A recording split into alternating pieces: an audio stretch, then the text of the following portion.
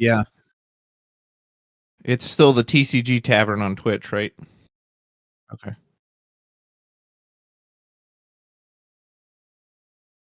I'll pull it up on Twitch to see if I can't hear myself coming through it.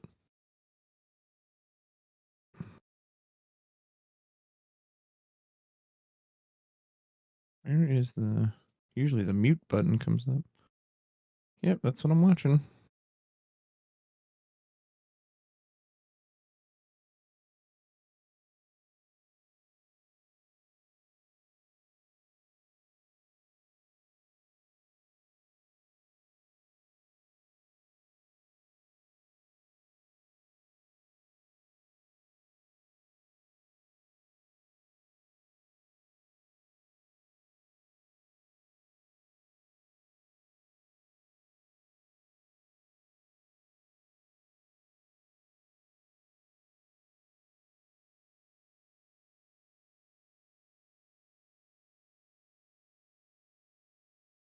By the way, I don't know if I'm supposed to be seeing anything, but I can't see anything currently.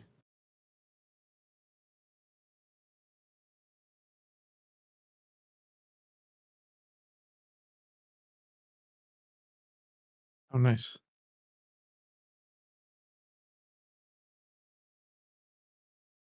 Yeah, I can watch it on Twitch. I didn't know if you were gonna feed it through the Discord, or I don't know if you're doing a delay or anything.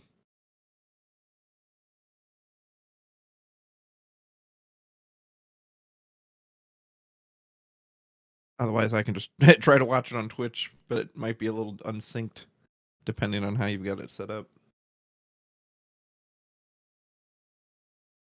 Yeah, I can see it on the Twitch stream.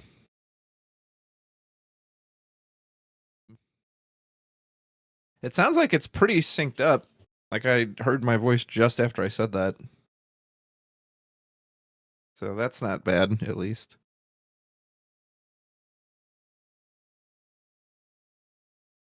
Yeah, hopefully it doesn't like desync over the day.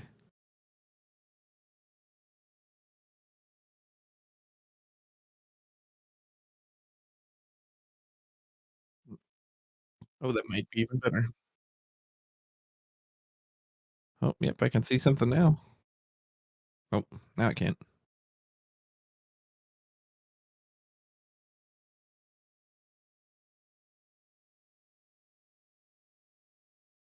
Hey, very nice.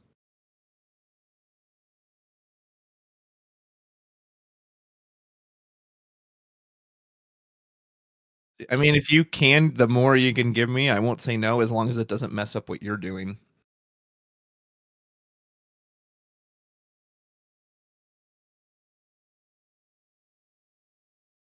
Trying to there if there is, it'll probably be a full screen option within the video itself, so if you move your mouse to the left a little, but if not, this is really good. I can still see this very cleanly. Like I said, don't throw off your own productions for it because I can see this really well. Mm, I think that looks good. I can see it fine, and I'll full screen the Discord so I can see it as wide as I'm able to.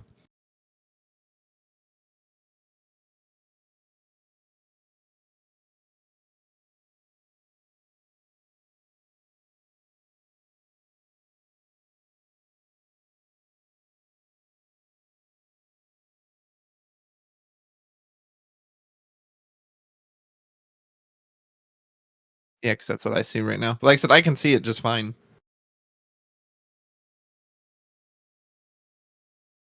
I gotcha. Yeah, don't worry about it. Like I said, as long as I go full screen on my end, I can see it really well, so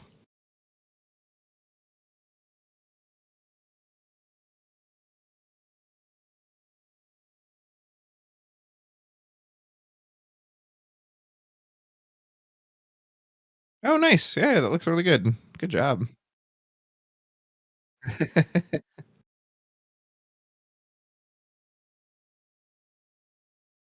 Do you think they're starting on time today, or is it a delay?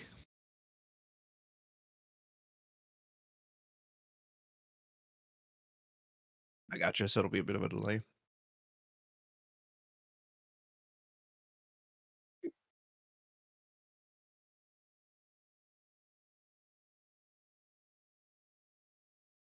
Anyone out there in the chat watching on Twitch, welcome. Happy to have you. Please let us know if you can hear at least me. I'm not sure if they want to be able to hear you as well, but just so you can hear something and let us know the stream's working correctly.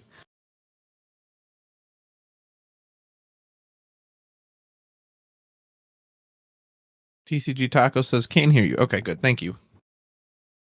And the other guy says, "I hear Bofa." Bofa.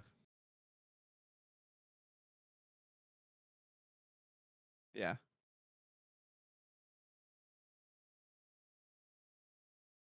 Am I talking to Anthony or David right now? Okay, just making sure. I didn't want to call you the wrong name.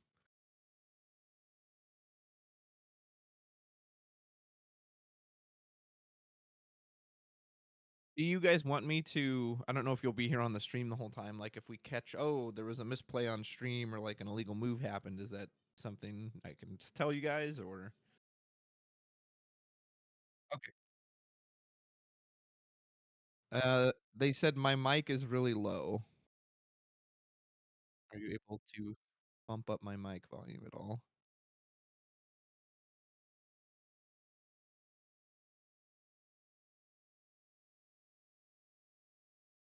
All right, Vladdy, this is with an increased mic volume. Let me know how this sounds, if it needs more, less. This is a test. I will read the "Will be back soon" from the Tabletop Tavern, which looks like a rather large hippo. He says it's a lot better, maybe a little more, but a little more they said, but otherwise it was a lot better.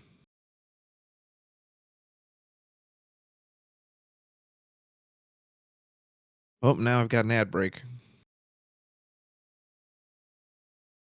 Yeah, I'll have to make sure to get those ad breaks in between rounds.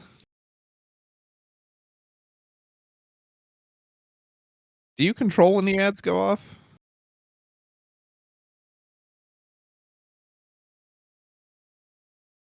Mm.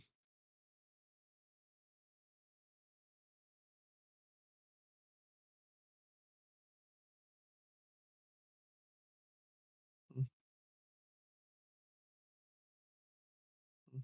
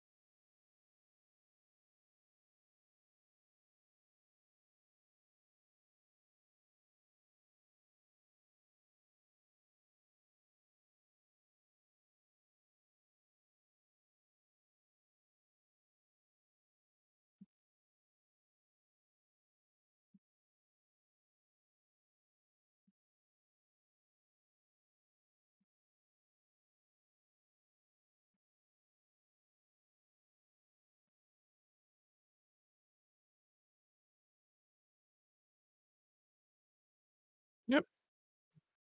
Awesome. Yep. Awesome. Yep. Awesome. Yep. Awesome. Yep. Awesome. Yep.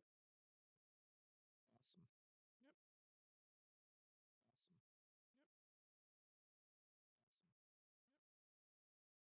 Awesome. I'm gonna go make sure I'm stocked up on water then. I'll be right back. I'm gonna go make sure I'm stocked up on water then. I'll be right back. Yeah. I'm gonna go make sure I'm stocked up on water then. I'll be right back. Yeah. I'm gonna go make sure I'm stocked up on water then. I'll be right back. Yeah. I'm gonna go make sure I'm stocked up on water then. I'll be right back. Yeah. I'm gonna go make sure I'm stocked up on water then. I'll be right back. Yeah. I'm gonna go make sure I'm stocked up on water then. I'll be right back. Yeah.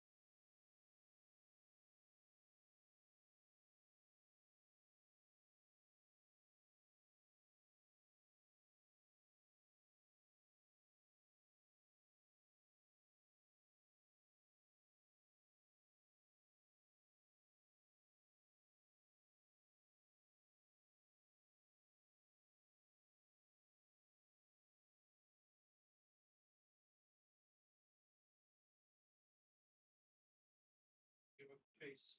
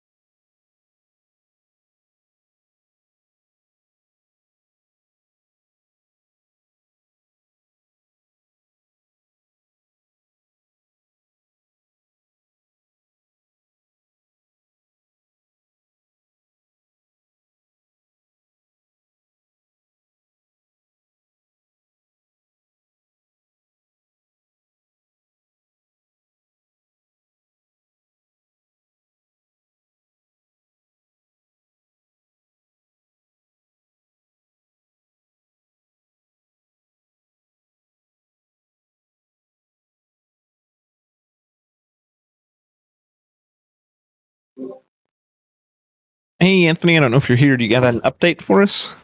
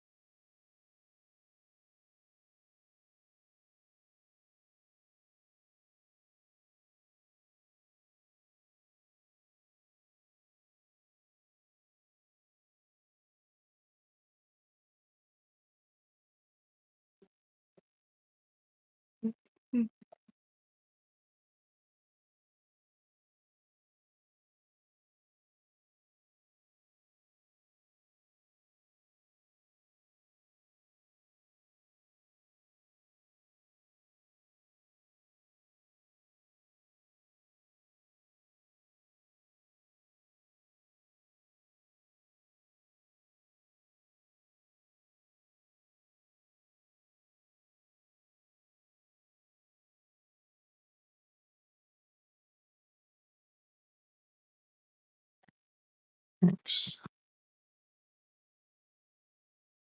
Mhm.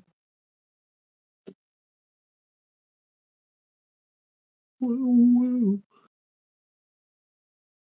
Mhm.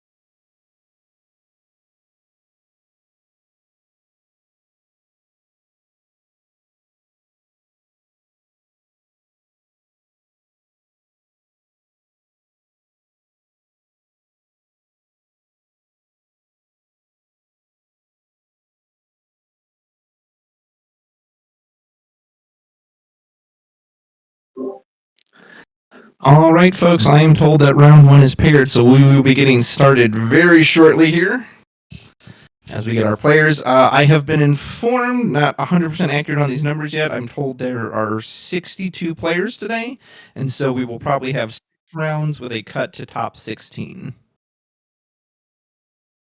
Uh-oh, am I echoing? That's not good.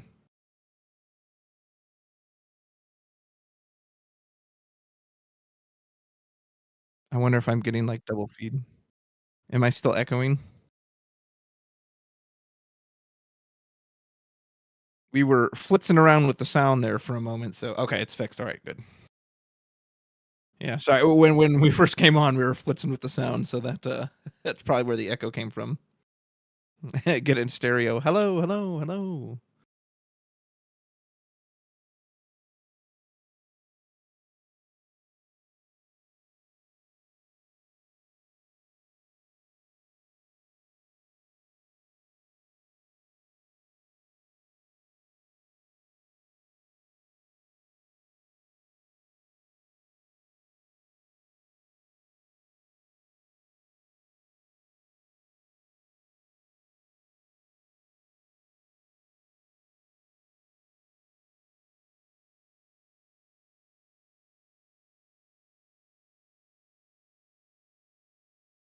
Is there a certain table the stream is tied to, or are you just gonna pick it at random? Gotcha. So if this is accurate,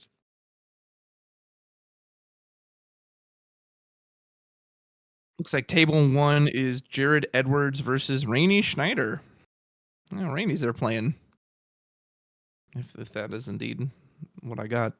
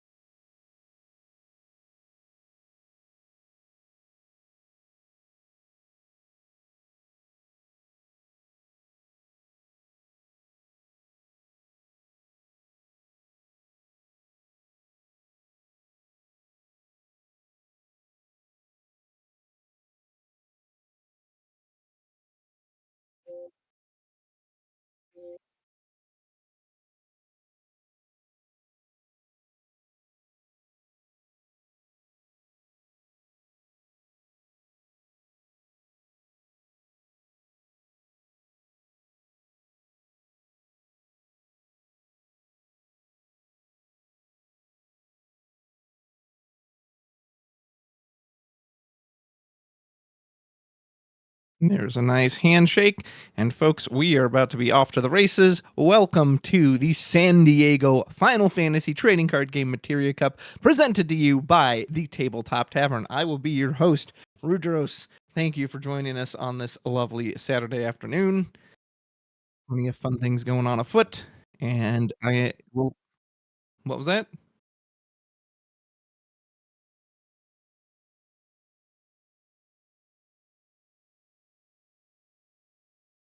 Oh, they must be doing production stuff. Can't ever tell when they're talking to me and talking to someone else.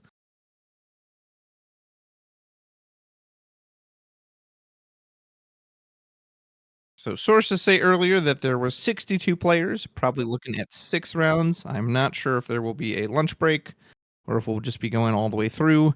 It is getting close to 1 p.m. here in the central time zone, so it would be getting close to 11 a.m. out there on the West Coast.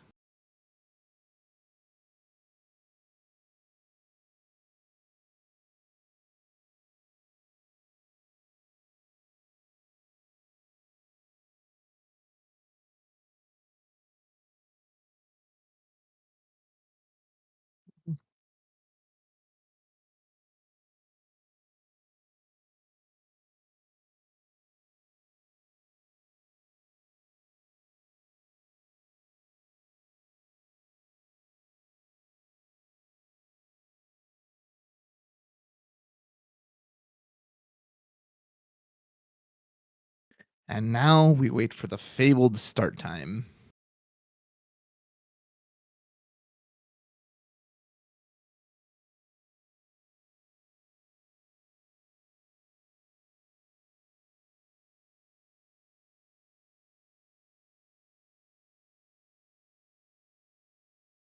Just as an FYI, I've got the match full screen for me, so unfortunately, I'm not going to be able to read the comments in the Twitch chat, but I'll try to catch up on those afterwards. Hopefully, we don't miss anything. And if something goes wrong on stream, I should be able to contact somebody there. We'll see if that works. But hopefully, nothing goes wrong, and this will end up just fine. Okay. Well, they're leaving, so I guess that's something wrong already. Are we doing? We're not doing a repair, are we? Oh, there is a repair. Oh, okay. Never mind. Well, thanks for coming by. Stick around for a repair.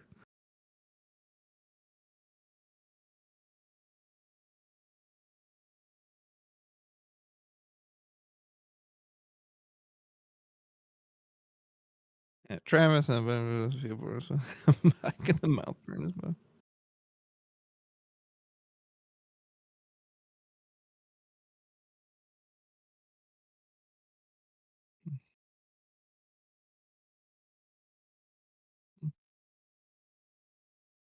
I suppose it wouldn't really be a Final Fantasy tournament if we didn't get a repair going. So hopefully we're just getting it out of the way early, and then we can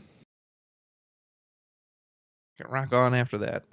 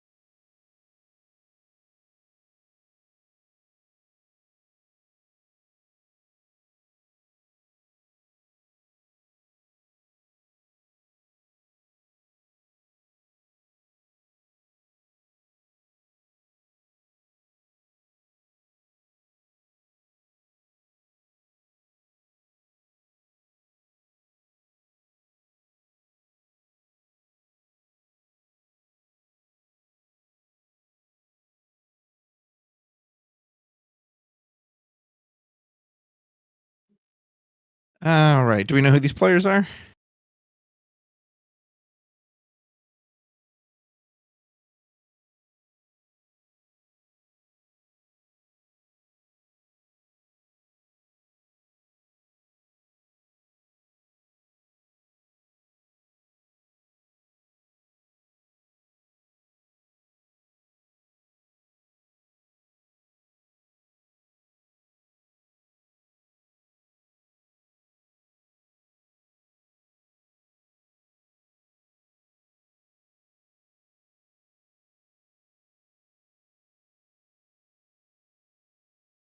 Ooh, look at that Vegeta deck box. I feel like I've seen that deck box before. I'm not sure which player that is, but I know I've seen that Vegeta box before. That's really neat. Instead of a limit break deck, he's just got a Super Saiyan deck. Anyone played the Dragon Ball TCG? Heard different things about it.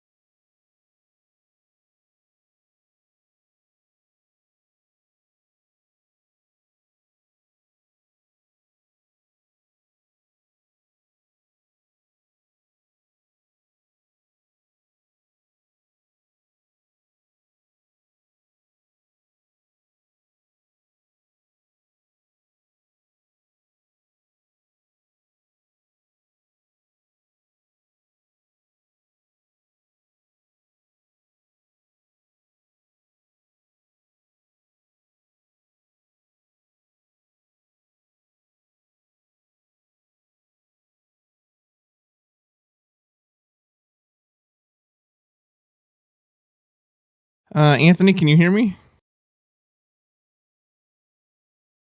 We might have those names switched. I mean, I can't see their faces, but I know Cody pretty well, and I don't think he has arms that look like that. Like this other, the other player has very hairy arms. So I think Zach might be on the right. I see that guy every week at the card store, so I feel like I should know what his arms look like.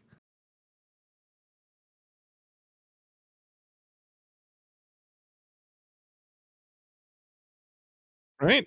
Well, when you're an actor, it's kind of things you have to look at, right? Okay, so it looks like we have Dakota S versus or Cody, better known as versus Mr. Zach M. Let's do a little die roll to see who goes first. Zach rolls a, I'm assuming that was a 1. And Cody gets a 2. Winning with a 2. That's got to feel pretty good, unless that 1 was a 6. Nice little fist bump to start the day. And we're waiting now just for the official time, and we are off. Cody lately has favored a Wool 7, Wool 8 list, depending on how you prefer to refer to it. Do not know if he brought that here. And Zach, I have no idea.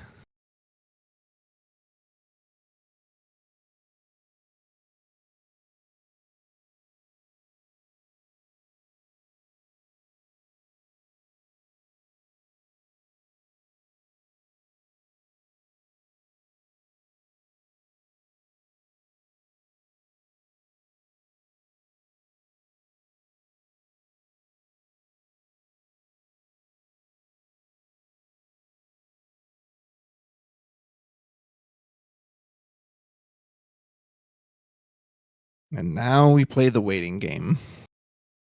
Or as Homer Simpson would say, "Yeah, the waiting game sucks. Let's play hungry hippos."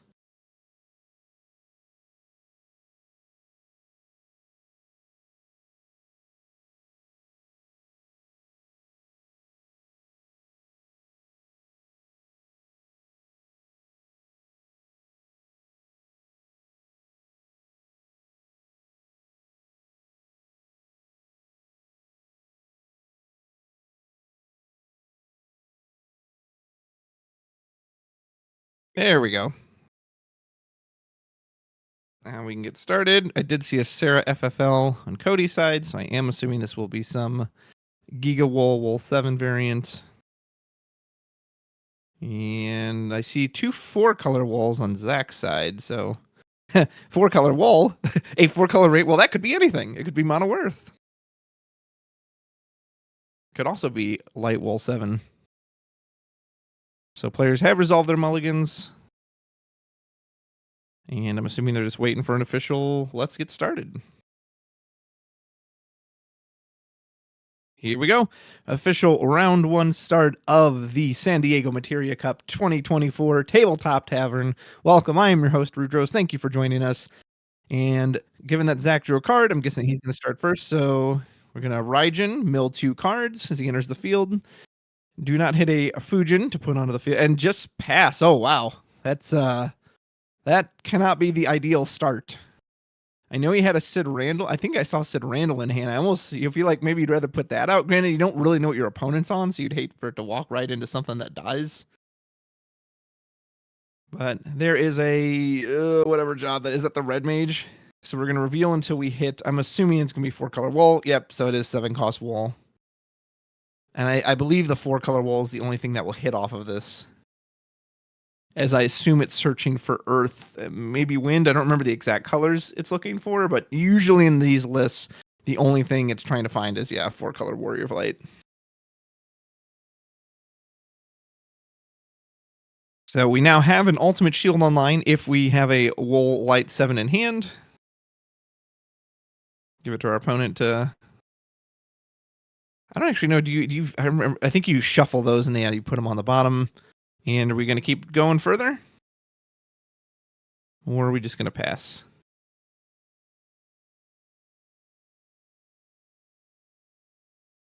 Like we're trying to go. Oh, are we going in on Sarah? Okay, Sarah FFL. Yep. So now we'll have 2 backups. Not normally what you see in a Wool 7 deck. Presumably going to get 1 light wool. Are we gonna get 2? Nope, we opt to get a second 4-color Warrior of Light, as we will now have 2 ultimate shields online. For extra protection, pass it to our opponent to cut. And next turn, we will be ready to fire that off, spin the wheel, and see what we get.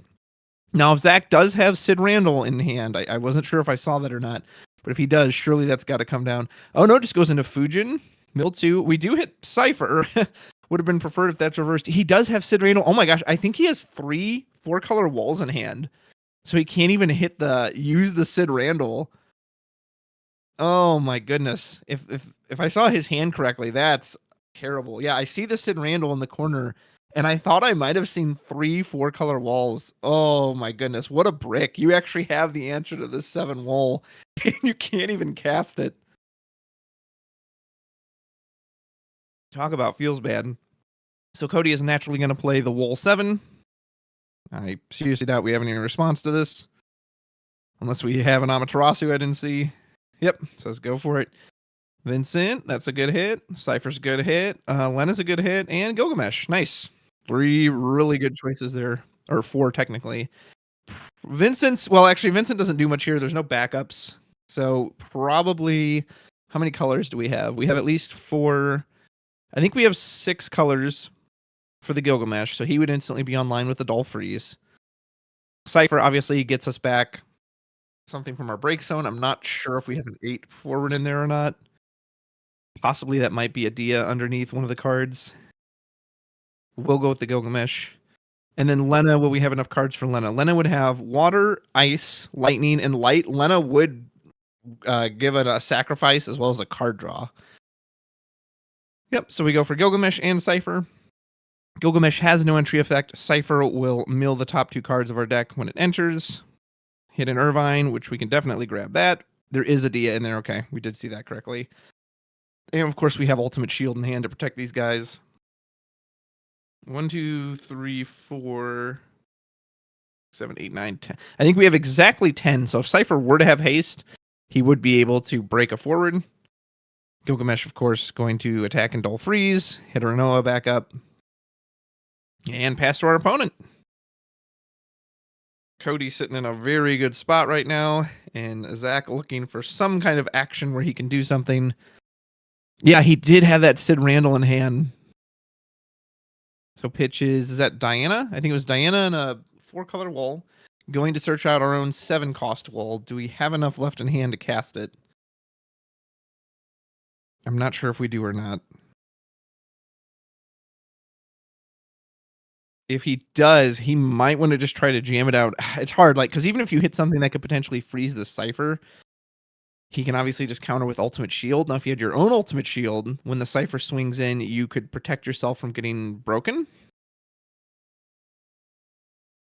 Or maybe you've just got to take the hit.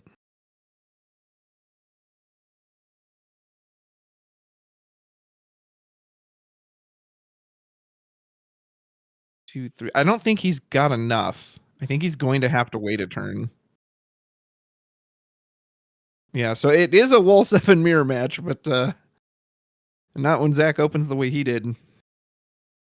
This is looking like it's going to go very south for him very quickly. Cypher can take out any of these forwards. You probably take out Fujin, I guess. Maybe Raijin. Maybe just in case your opponent plays a Cypher, you don't want it to get haste automatically. So maybe the Raijin makes more sense. You probably Dull Freeze the backup with the Gilgamesh. Make that Wool 7 even more expensive when it comes down.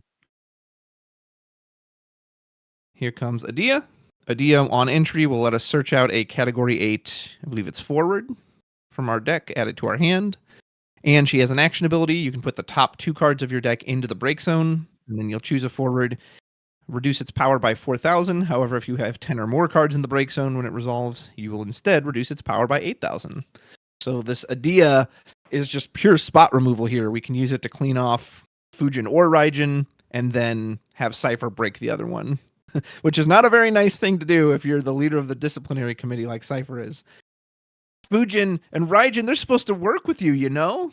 But Cypher says, no, I'm working with the sorceress now. Go ahead and mill 2. Miss Fujin is gone. And Cypher is presumably going to clean the clock of Mr. Raijin. Gotta remind him who the boss is. You cannot start your own disciplinary committee without me. Cypher goes ahead and knocks out Raijin and hits a mirror image of himself into damage. We'll keep the Arya Dull Frozen from Gilgamesh. There is a Fujin. These decks aren't known for many EX bursts, so I doubt Zach's going to get much help there. And Raijin, wow, Fujin Raijin just sitting on the top. He just hit the entire disciplinary committee into damage. Cypher, Fujin, Raijin. This Cypher on Cody's side is taking no prisoners. Holy gamoly. We do pitch another 4-color wall, which, oh my gosh, I can't believe Zach had all 3 at the start. So we hit Gilgamesh is good, Cypher's good, Irvine's good, Renoa could go get us Adia, probably not what we want here. We really need some forwards that are going to either remove or hold down some of Cody's cards, which of course he has Ultimate Shield in hand, so I don't know how effective that will be, but opts to go for Irvine and Gilgamesh. Irvine, of course, will remove 2 cards from the break zone. We picked Sid Randall, and I'm not sure what that other one was. So Irvine is now a 9K attacker with first strike and haste. I mean, Irvine can go in and get a single hit, but I don't know what that does for you. And with the removal Cody has on board, like Zach just might be dead. He needs that. I think he's got Ultimate Shield in hand, so he can at least prevent one thing from going off.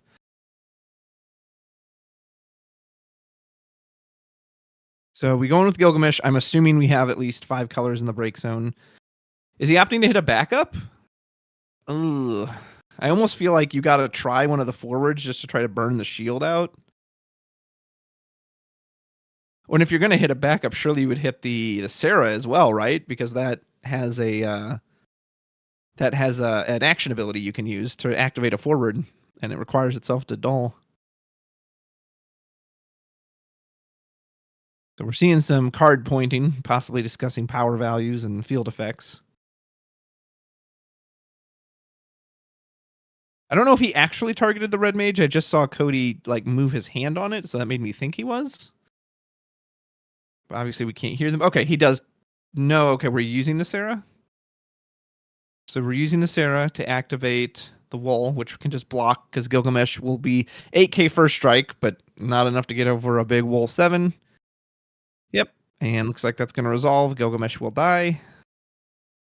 We can send in Irvine. Irvine can remove another 2 characters from our opponent's break zone. Technically, it can remove any card, but I don't think there's any summons in there. Which gives Irvine another 2,000 power first strike and haste again. So we'll take a point of damage. It's the Onion Knight. And Zach now has a single blocker, a 9K blocker, and an ultimate shield. So he can... I mean, he can stop the the Adia power reduction. He can stop the dull freeze. He can stop the block or the break on Cypher. But it's still a bunch of bodies coming in at you. So, I mean, he might survive this turn, but surely he's going to lose his wall 7. And then he's going to have a very empty hand and empty board.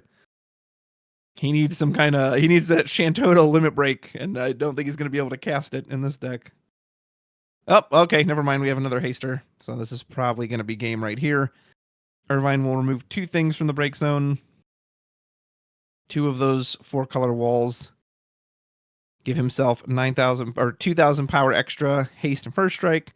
Attempt to break the Warrior of Light. You gotta do it. Yep, man, he had all 4-color walls to start. Oof. Ouch. Zach, I feel for you, sir. So we can do the Adia on top.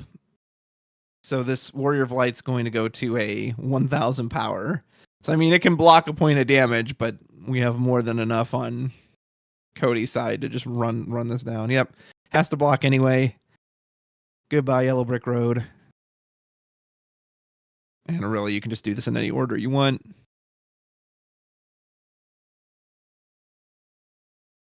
Irvine's haste is already locked in, unless there's like a surprise Kuchulain in Zach's deck. But you don't even need the Irvine to attack at this point. Yep, we'll Dull Freeze the backup. Says no, not. Oh, I'm not sure what he was saying there, but it shouldn't matter. Oh, actually, we do hit a bonus burst. It's Arya. Not that that's going to help us at this point as we hit a wool. I mean, we can get a light wool, but unless Cody just decides to stop attacking, I don't think that's going to make much of a difference. And then here comes Irvine. Going to remove 2 more Warriors of Light and take our 6 point of damage. And Wool 7 will finish it off. Easy peasy, lemon squeezy. So very quick game, really easy for yeah. I think Zach's just sitting there being like, "Wow, he had to his turn one was play Fujin pass. That's not ideal. You know, if you ever look up deck techs or people talking about this deck, I don't think I've seen one where they're like, okay, so what you want to do turn one, you put out your Fujin, you pass. Now you're set on easy street. Yeah, that was a rough one for Zach. Easy one for Cody. Just gets to breeze right through that and got good hits off the Wool 7 too. And Zach had some decent hits off of his Wool 7, but gosh, he was just so far behind by the time he got there. So there's a quick Giga Wall versus Giga Wall, and that is going to do it for round one. Let's see if we can't get any reports from other tables. Otherwise, we might just have to be a little bit patient and see what pops up next.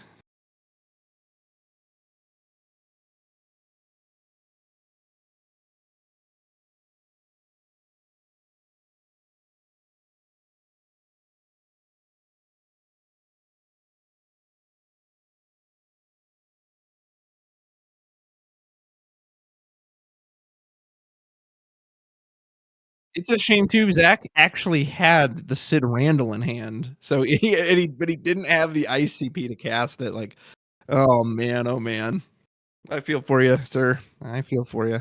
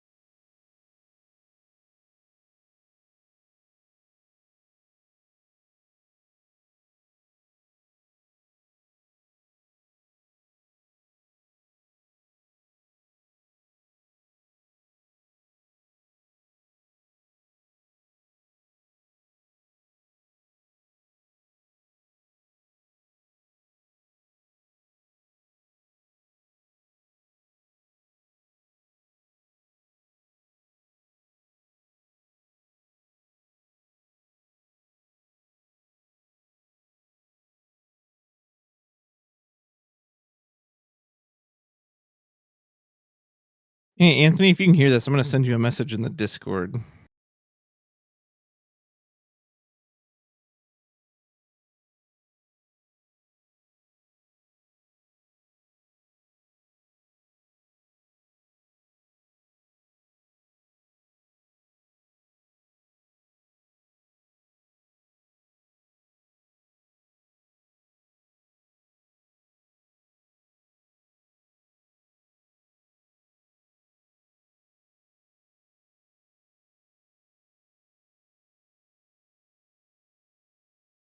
I don't know if there's anything you can do about that, but supposedly they're getting kind of bombarded with ads.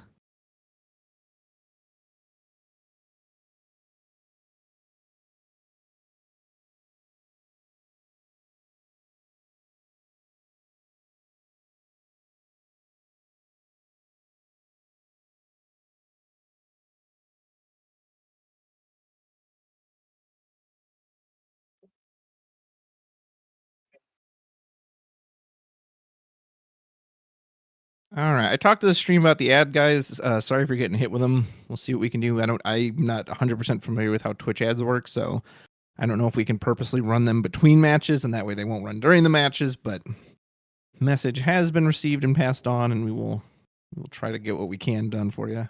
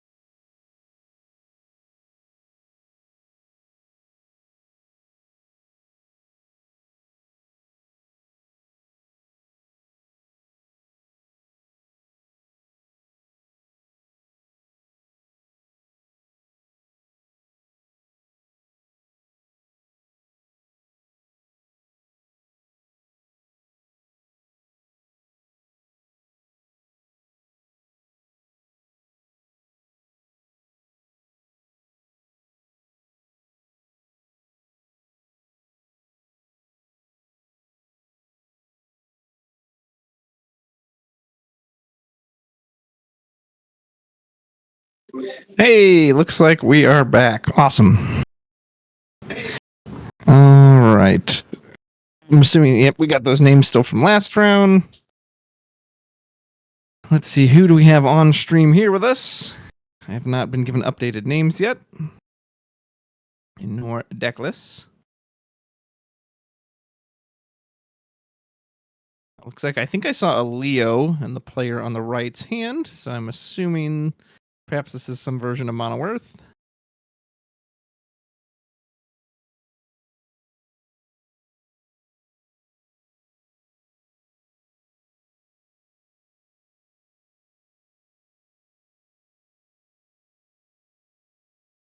I noticed that all the players are wearing those wristbands.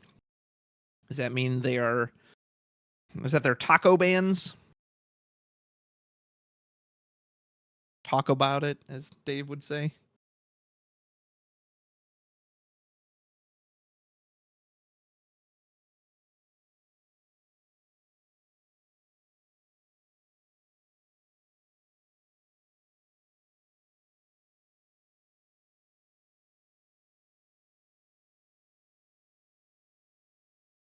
$100% taco bands. Yep. You got a band, you're getting some tacos. Feel free to send those my way in St. Louis. They'll probably be very, very unedible by the time they get here. All right. So looks like we have Lyndon versus Ryan. And we are pitching a Leo for. Wait, is that it? Did we just pitch Leo and pass? Oof. Oh, man. Okay, do not sit on the right side of the stream today, apparently. That is the cursed side for bad starts. Is this wall 7? I'm assuming this is wall 7 given the Cyan and the Lena that we just saw. There is Amaterasu, so we do have some summons in this list as well. There's our 4-color wall, and there's 7-color wall. We are ready to just go off. So I see Arc, and we drew Arc and Titan for turn. Oh, man. We're going to play a Leo, and are we going to pass? Oh, boy. This is, yeah, this is not the start you wanted to see. Lyndon's got to be feeling pretty good on his side. Like, oh, sweet. Probably isn't running an Amaterasu to cancel this Wolf 7. Looks like we're willing to give up Aria. Oh, wow, we have multiple 4-color wolves. Cyan and Zeromus. Would have been happy to hit a Zeromus. Not that I guess it really matters against a Leo. So, Irvine, Onion Knight, Wool 7, Axstar. So we got a lot of hits. Everything but the Wool 7 can be played to the field. Axstar, Irvine definitely for sure. That'll give us haste. It'll remove the break zone. Onion Knight, I mean, I guess we can just bounce the Leo back to the hand. Yeah. The Vincent, obviously, there's no backups to freeze, and Axstar would freeze our own Wool 9. So that goes in, hits a 4-color wool into damage. And what do we draw for turn? We did get a backup finally. We've got a Claris and an Ingus. Ingus is going to cost us a full 6 currently until we get a backup online.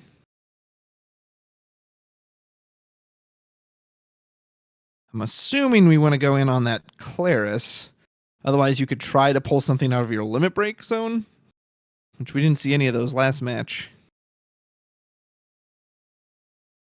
Going, yep, going to go in on the Claris. We'll search us out a King. Probably not looking for Leo. I'm assuming we have Epitaph or who's the other? There's another Earth King backup, isn't there? Kolka, that's the one. Yep. Say Kolka and Epitaph are usually the 2 big ones. It is the 2-cost version of Kolka, not the 4-cost Searcher version. We're just going to go ahead and slap that down, and do we have something to discard? Yes. We're going to try to take out Irvine. Do we protect it with an ultimate shield? Why, yes, we do. Wool 7 steps in front and just says, no. Blocks it. So we have Zeromus in hand.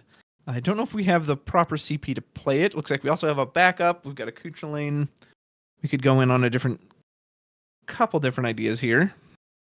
Or we pitch. Looked like he was about to throw out 7. I was like, whoa, what are you going to play? So we'll go ahead and remove probably the summons for sure. Actually goes for the characters. Interesting. And there's a bonus burst, and that's why we did it, because he says, hey, if you hit Kusith, it's not going to work. There's a Shadow Lord. There's Shantoto. Oh, man. 2 board wipes. Ryan would have absolutely have loved to have seen. And, yeah, Lyndon just holds on to his hand. Says, nope, yeah, you need to answer my board. There's a Genova synthesis, although that's not going to help us if our hand is empty. We do have an Une as well. Okay, we are hitting the limit break. I'm assuming we're going to go for Shantoto. Yep. Doesn't matter if Shantoto goes into damage when you've always got one on demand, and we're going to pay a full 9. Is there an Amaterasu to cancel this? There is not. But we're considering something. What? Huh. I mean, he could have like Kuchulain. Maybe he was trying to like Kuchulain dig for the Amaterasu.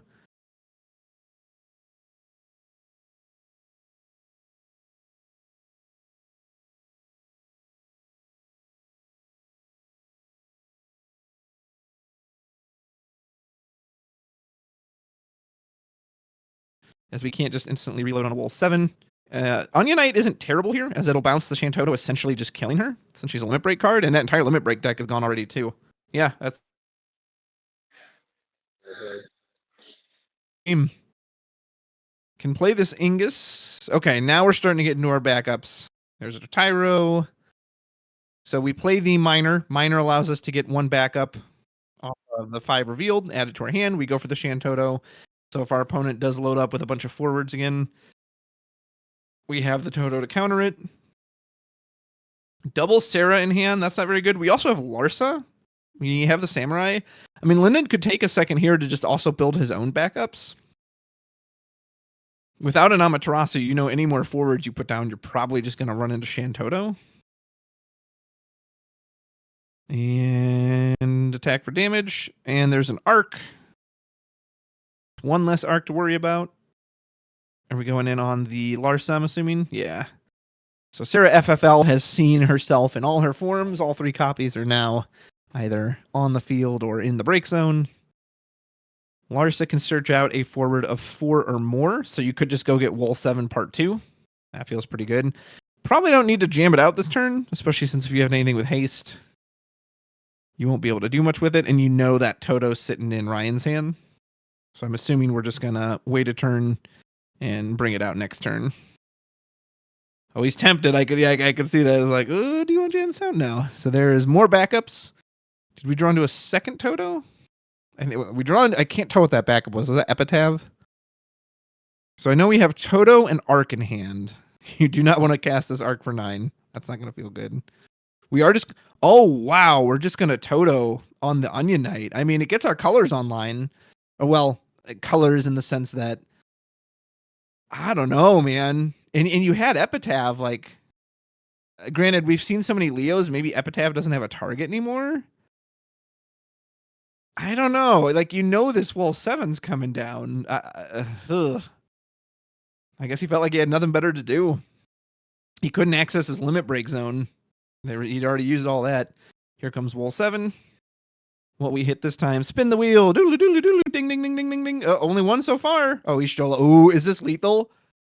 Is this if that and that Gilgamesh should have haste? I think this. I mean, and Ichdola is going to take a point of damage. Yep, take a point of damage, and then Ryan's just waiting to see who attacks first. Who do you attack with? Oh yeah, we ultimate shield to start just in case. We do hit a bonus burst. Tyron good. It doesn't matter. Game's over. Holy moly, that was quick. Wow. My goodness, what a great hit from that Wool 7 for Linden. Just yeah, 2 hasters. All right, let's finish this right here and now. So the Shantoto didn't end up mattering because even if he'd saved it, he was just going to be dead on the next turn. Terrible start for Ryan, just like it was Zach the round before. Folks, if you're on stream, do not sit on that right side because the both the right side sitters are 0 for 2 right now for starting hands. Like, my goodness, round 1 we saw just the Fujin pass, and round 2 we saw discard pass. Well, yeah, if everyone needs to stretch, you know, you can stretch, you can let's do some calisthenics, do some high knees, maybe a couple jumping jacks, keep that blood flowing, keep your circulation going. As blink and you'll miss it. This is a 6-round day, but this might be a quick one with these stream matches. And that's 2. So we've seen 3 Wool 7s total, and obviously 2 victories. But yeah, 2 Wool 7 victories on stream. Holy moly. Oh, Barry said, now I can look at the chat. Barry said, we already had our 30-minute stretch. Well, sir, you know what? We're so generous here at the Tabletop Tavern. You go ahead and have yourself another 30-minute stretch. A 30-minute stretch.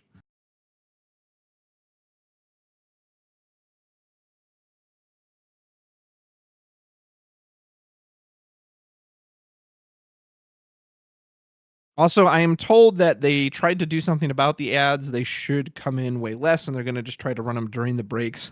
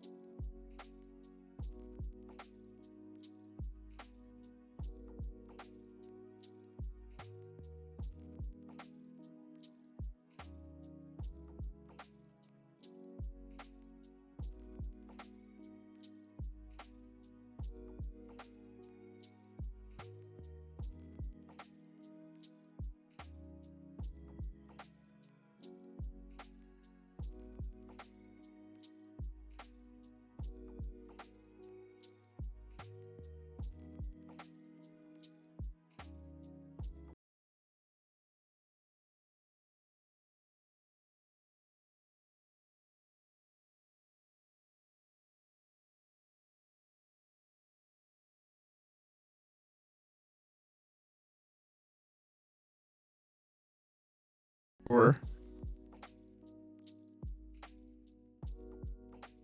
is it hello? Okay, am I being heard yet? Oh, I'm getting like an echo effect. Okay. Hopefully I'm not still echoing. Okay, looks like we've got Mike Powell versus Christopher Neal.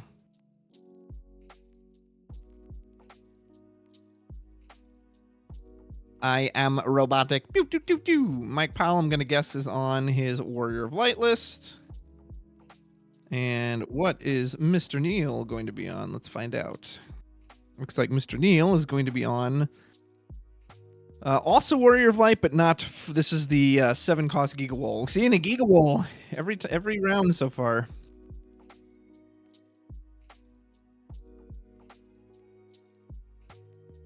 Thank you for the deck list, gentlemen.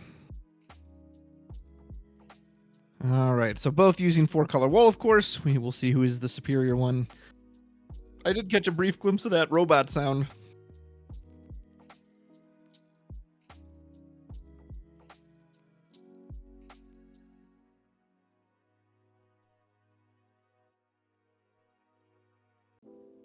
Mr. Powell, of course, already a winner of one of the Materia Cups.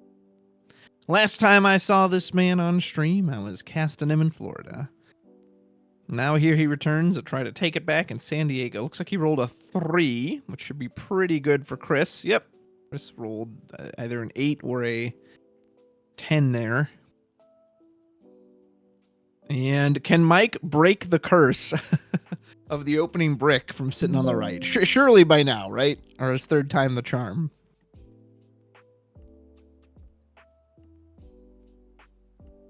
All right, looks like Chris is getting to go first. We will start with our Sarah FFL. Getting rid of an Onion Knight. Second Onion Knight? Yeah, 2 Onion Knights. How about a third one? Just make it all onions. Send her away in tears. And Cyan, of course, going to search out the classic 7 cost wool light, as well as a 4-color wool. A tale as old as Opus 21 since the combination came around. All right, I do see a backup in Mike's hand, so this is a much better start than the last 2 competitors on that side had. Looks like we might match our own Sarah FFL.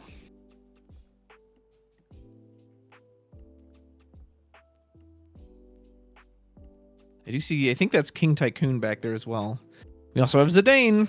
We've seen him go in on the early Zidane before. Nope, decides to do his own Sarah FFL. And what do you search now? Here on this side of the table, it's not always as concrete. You don't have the same search you're always having with the 7 cost wall.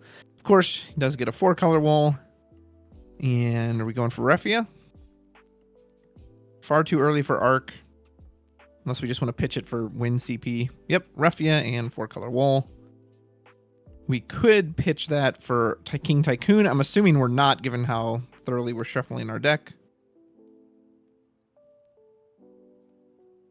I'm assuming we're just going to pass. And yep, on to our opponent. So Chris, we know 7 cost wall is coming down this turn. Mike, no Amaterasu in hand, so this should resolve. Unless there's some hidden surprise we just can't see there. The old the old limit break Amaterasu that hasn't come out yet. God, could you imagine if they put a card like that in limit break? Get rid of a Shantoto, a Gilgamesh, and what's our third choice? Don't want to give up the 4-color wall. We giving up the Y'shtola?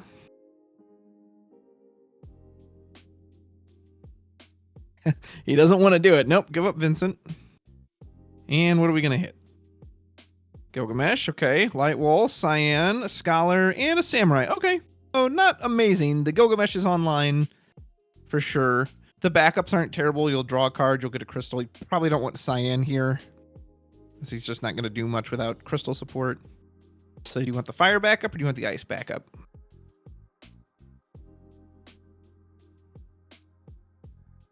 I don't know the full construction of his deck, so I'm not sure if there's one element he would favor over the other. Obviously, fire gives you easier access to something like Amaterasu. Ice will give you things like Zeramis. Have a nice, beautiful full art crystal card. Will represent the Samurai Crystal, and we'll draw for turn, or we'll draw, sorry, for the Samurai effect. And Gilgamesh is going to come in. Do we have enough to freeze that Sarah? Hit a 4-color wall into damage.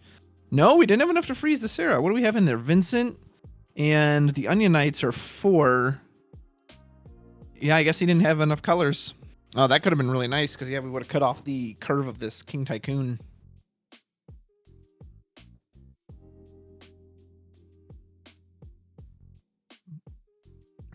We were considering paying a lot there. I was like, what are we doing? Going on a Toto? King Tycoon. Going to search out likely Lena. Yep, there we are. And do we play Lena down? That's the one thing about the Sarah King Tycoon line is obviously getting the Lena online is very good, but it is just repeat colors now. Now you have 2 water. You're really trying to get Earth and Fire.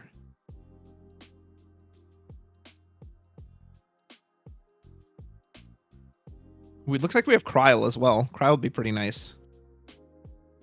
We also have Lunith. Wow, man, Mike just, this man knows how to draw his backups into his hands. And that's probably why he runs 20 of them, so he'll see them. Yep, so we'll go Bosch for Lunith. We're going to do Kryl as well. Get fully online. We'd get back a summon, but I think the only Earth we have in our hand now is the 4-color Warrior of Light. You've already lost 1 to damage. I don't know if you want to give up another one. No, looks like he's willing to do it. Yeah, so we give up Lena, 4-color Wool, Kryl. We're going to get back a summon or a 5 forward, get back the Kusith, and we are fully online. We have our 4 colors on Mike's side. But we don't have the 4-color Wool. We do have the Kusith, though, so I guess that's kind of okay. Kusith can just pull him back anyway. Alphino, not an amazing hard cast. Another Sarah copy, that's not really great either. Chris could access his Limit Break if he wanted to try to put more cards into the break zone to turn on that Gilgamesh. You really want to turn off these colors from Mike, especially knowing he's got that Kusith in hand. But I'm not 100% sure what all colors he has in there, so I don't know if he has the line to do that. Looks like we might be going to attack first. Yes, we will. Point of damage, and it is a Shantoto.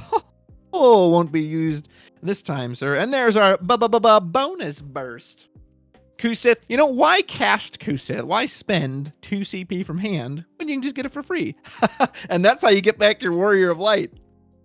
The Kusith he pulled from the break zone, that was a diversion. He's like, you fell right into my trap. You thought I was going to cast that next turn and then play a Warrior of Light. You fool. I will simply get it back for free. We are going to do Limit Break. Leo just to draw 1 card deeper. It's like we still didn't have enough colors for Gilgamesh. That card is a lot less threatening when it's not dull freezing backups. We did draw. We've got a Scholar. You could put that down if he's got the ice to pay for it.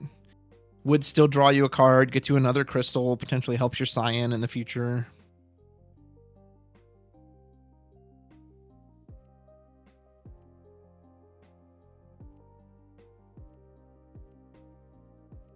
He's thinking about it. I can't count how many Chris has in hand. If he has 6, he kind of has to do it.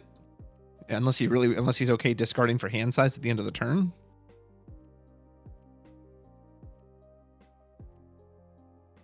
Yes, okay, so that is our 3rd Gilgamesh, as we saw one go into the break zone earlier. Granted, not that it's doing a whole lot for us without all these colors. So we have our 2nd crystal. We'll draw a card. It is Axstar by the looks of it. No Amaterasu. We're not going to be able to stop anything on Mike's end. And Mike, of course, can just start his turn with that free Warrior of Light play.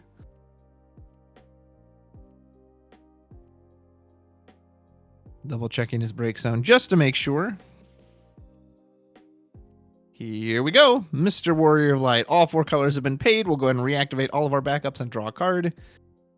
Pure, free in the purest sense, as it even replaces itself in hand. We know we've even got another backup one in hand as well. We do have Tyro, so if he wanted to keep going on backups, he could absolutely put down the Tyro. You could go into the Refia, too. You would have 3 Warrior of Light on the backup line, as well as the forward. pitch Warrior of Light. Oh, okay, we have Refi in hand. We just put it out now. We drew it earlier off the Sarah FFL. Your Ferris is online too. You're on damage 3, so your Ferris will give you a search as well. So presumably we're going to tuck. I mean, Leo just immediately gets rid. I mean, the Chris Neal deck doesn't have a ton of recursion, so you're pretty safe. Just getting rid of. I don't know if you want to get rid of Wool 7 though. See, like Wool 7, in a way, you want to get rid of it because it has the ultimate shield, so it can protect the board. But you also don't want him to play a second one. So we'll see who Mike opts to use the Rydia spin on. Leo will just vanish into the void if he uses it on that. But Leo is also subject to the 4-color Warrior of Light ping. Yeah, we just say Gilgamesh, get rid of it. Do we protect it? You could. You could protect this. I don't know how much it's doing for you without its dull freeze online. Chris heavily considering. Yes, he does decide ultimate shield. Are we going to ping on the stack? Yeah, we will go ahead and ping Leo. And then Refia will reactivate. Draw a card. Warrior of Light is going to get to attack, and Refia is going to be removal on Chris's turn as well. Was that worth it? I don't know. Ooh, there's Amaterasu. We would have loved to have had that for the Refia. Yeah, because Mike can now just use it again on Chris's turn before the Gilgamesh ever gets to do anything. So unless we draw a second ultimate shield, that Gilgamesh might just go the way of the dodo anyway. I don't hate the Axstar. Although you'll have to, see, like if he brings down Axstar trying to ping the Refia for 9,000, if the Refia spins the Gilgamesh on the stack, he'll likely only have 2 bodies of 3 cost, 3 cost bodies on the field that would only ping it for 6. So we would need 1 more. Are we gonna try to Kuchulain maybe? Blanket? Try to bait it out?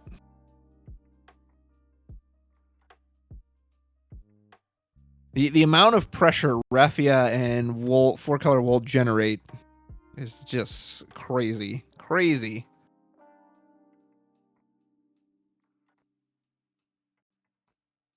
Chris has several backups in hand, although that's not really what he's looking for at this point. We gonna Leo again? Yeah, we're digging. Looks like we got rid of a little Leela. I'm gonna draw a card. Mike says, sure, by all means. Oh man, Chris drew into another backup. He's trying to find some sort of board presence, something that helps deal with forwards, and it is not going so well right now. Now we can Axstar at this point because the Leo does give us our 3rd body. Although, see, the Leo's susceptible to the Warrior of Light 4-color ping. So we can still get rid of Leo and Gilgamesh in response. Ugh. Yeah, Chris is in a bit of a pickle here. He's trying to figure out a way out of it. These backups are not what he wanted to see.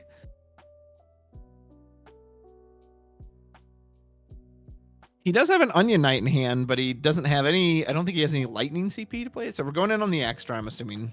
Probably the Onion Knight's coming down.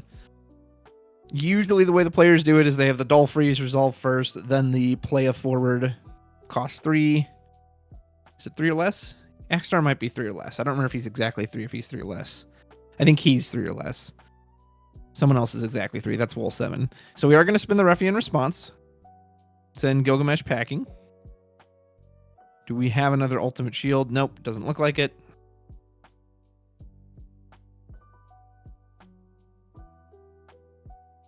And Gilgamesh goes to the bottom. Then we'll ping the Leo off. Yep. Ugh. Goodbye, Leo, which means whenever the Axstar target comes down, it'll shoot what I presume is the Refia for 6,000. Now, granted, because you can stack this so that the Onion Knight then sees a damage forward and you can break it. So we could still just get rid of her that way. That's not terrible. I'm assuming he targeted the Refia. Unless he decided to target Wool. Although we know there's another Wool in hand. Hits the Refia. And no, he just bounces it. And then the Dull Freeze Yeah, and the dull freeze just doesn't do much when you know the Refi is kind of reactivated. I need to let me pull up Onion Knight here on the side. I'm pretty sure you can stack it in a way that it breaks. That you can choose a damage for it and break it. Let's see, Onion Knight. So you select one of the following two actions. You choose a damage for it, break it. There's Zidane. We're gonna take a little peek at our opponent's hand. Check out all the backups he's got over there. Turn it to its owner's hand.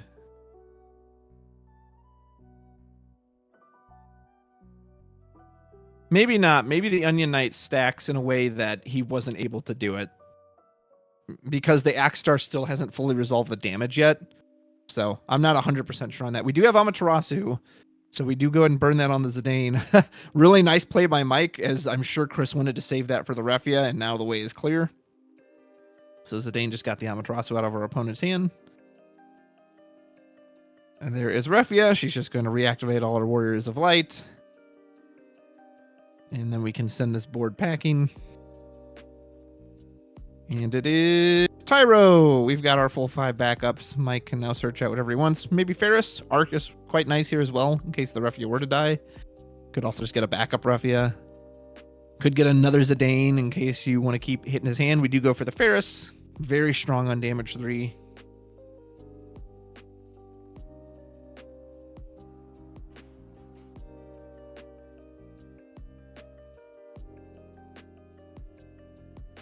Everyone is activated. 4 have activated, so Refia will draw us a card. And this is looking very good for Mr. Mike and not so good for Mr. Chris.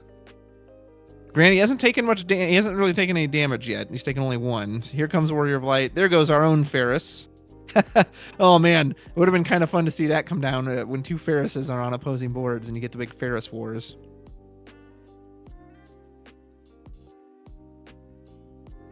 So we are checking something on Onion Knight and Axstar. We got White Mage there as judge. I love that he's wearing his White Mage outfit. I'm not sure what they're asking about.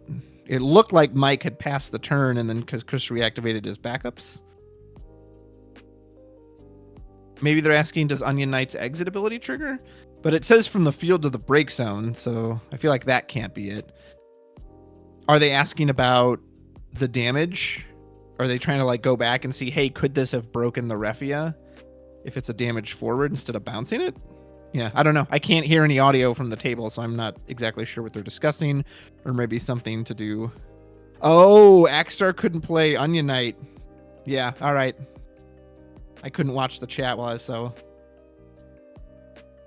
Yeah, you know, when you're playing these Wool 7 decks, you always just think, well, yeah, you just play all the 3 costs, but no, Axstar can't actually play Onion Knight. We've passed essentially 2 full turns since then, so I will.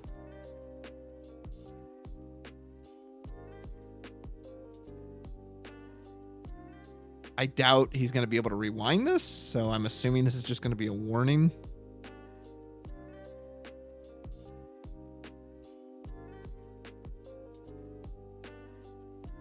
I need to like write a little thing in pen on my palm. Yeah, Axstar cannot play Onion Knights.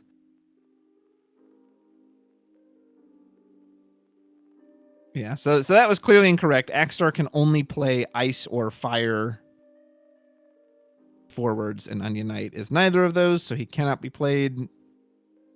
So yeah, I'm assuming it's just going to be a warning because this is so far gone, or essentially 2 turns have passed at this point.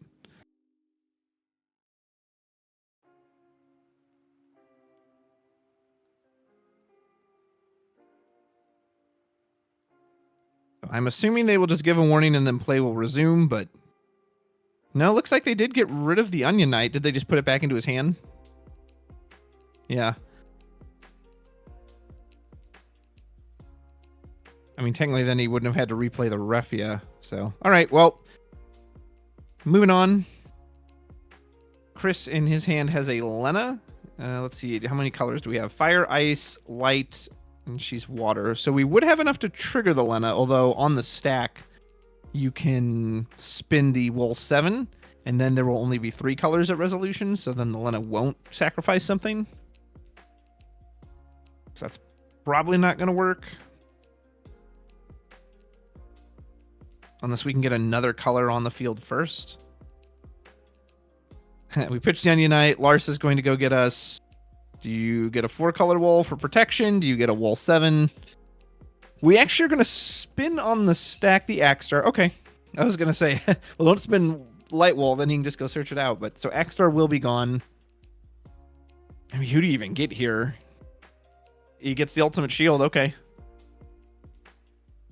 You wouldn't have enough for a Cyan. Well, you can't get Cyan off Larsa anyway. Larsa's got to be 4 or more.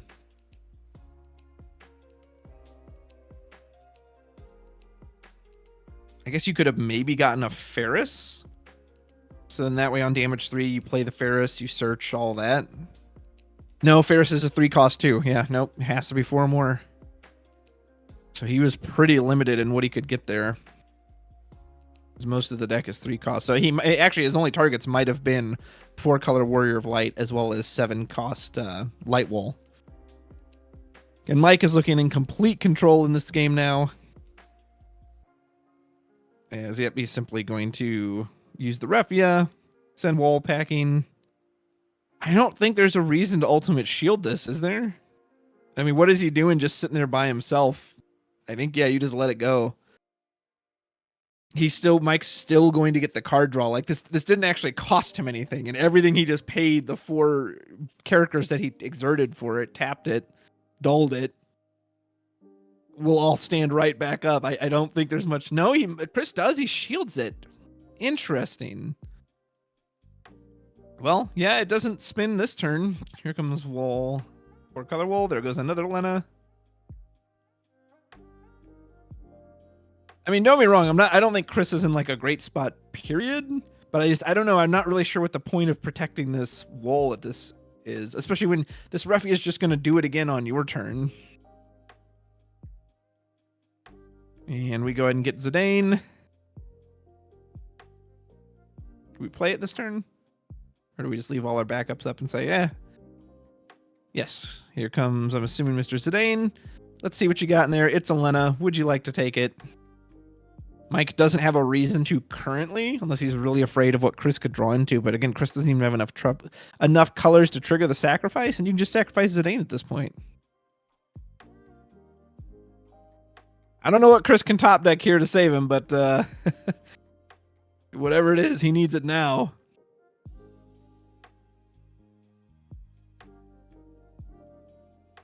We've got 4-color Warrior of Light and 2 backups.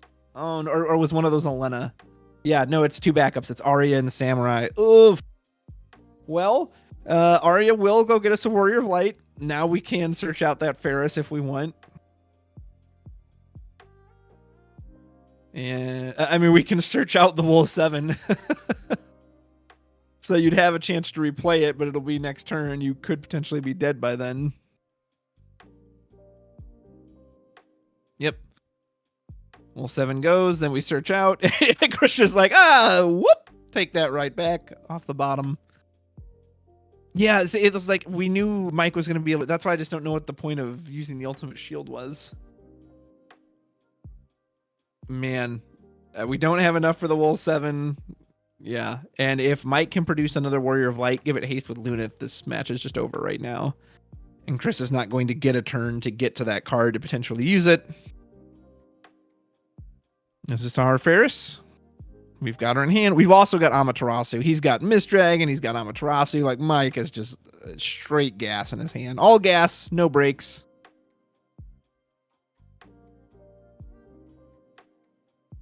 Which means barring some EX burst that usually doesn't exist in a Wool 7 deck, this one is looking pretty over.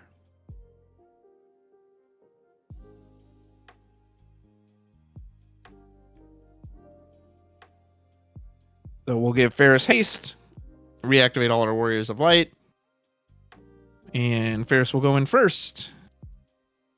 First point of damage will be Gilgamesh, no help there. Zidane, let's see your hand. Oh, well, he technically had to look at his hand, but it's fine. I mean, they know the match is over anyway. And that's the game. Mike takes it pretty cleanly. Chris did not get an amazing hit off the Wool 7. Like, man, how much of a difference would it have made if that Gilgamesh had been online to where at least it's freezing the Sarah back up? That would have been huge. Yeah, obviously we had the Onion Knight misplay off the Axstar in the middle of the match. I don't think that would have made much of a difference because Mike was just so far ahead. Like, it just felt like Chris could barely get anything done. And looks like they immediately went to an ad. All right, so we've seen 3 Gigawall on stream. Mike showing us our first 4-color Refia list. He will take a clean one. Yeah, I think I got cut off by the ads. That's okay. I'll just keep talking in case anyone, I don't know, it has like Twitch Pro or something that prevents the ads going on.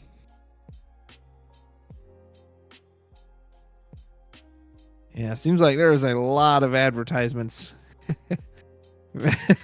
Twitch's got to make their money, I suppose. Oh my god, I'm just catching up. The comments. Dude, Vladdy Tips. I love that comment. That's such a... All this card playing is ruining my ad experience. Oh, man, that's funny. Gosh, that's so funny. Yeah, and then the Tabletop Tavern was telling me they cut it back on the ads. They already tried to like cut it down and reduce it, and it's still just kind of running amok. Vladdy, you get comment of the day from me, sir. all this card playing is ruining my ad experience. That makes me want to make a like parody commercial. Folks, are you tired of not being able to see your ads? Oh my goodness. Yeah, supposedly we're only supposed to be seeing them once an hour and when prompted, but who knows? So lunch break will be at 2 p.m., which is in a little under an hour. That match went on for a decent amount, so I'm going to assume we can at least get one more match in before we go for our lunch break. So we should be able to get round 4 in, then probably a lunch break, and then, yeah, White Mage said he's going to sneak one more in. And then straight to lunch, and then there'll be 2 rounds after that, as we'll go to round 6. And I believe it is cut to top 16 for tomorrow. Dude, Vladdy, I don't know what, dude, your message like just tickled me pink. Like, all this card playing is ruining my ad experience. What's going on? That's brilliant.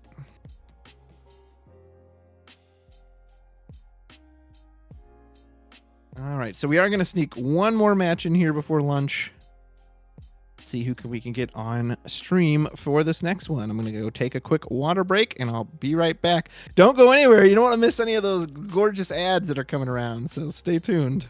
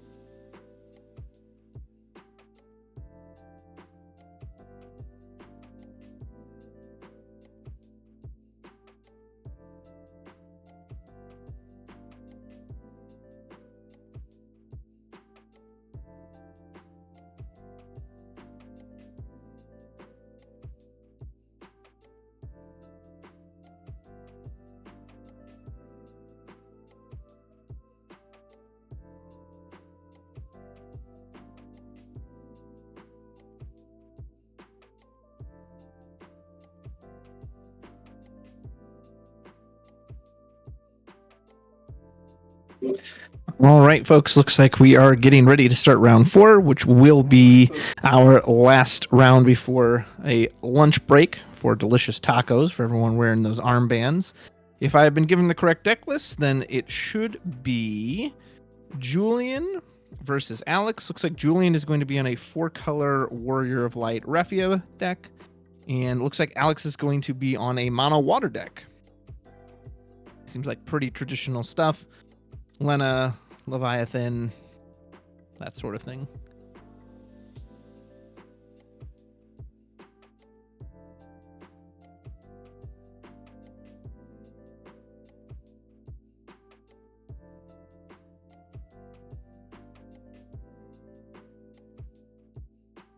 All right, looks like we've got Alex on the right, so he should be our mono water player. And Julian on the left, that should be our 4-color Warrior of Light player. I wish I could say I could smell those tacos cooking in the parking lot, but I cannot. So I'll just have to find my own around here. And then after that, we'll come back for 2 more rounds. And that should be it for the day. 6 rounds, then we'll move on to a top 16 tomorrow.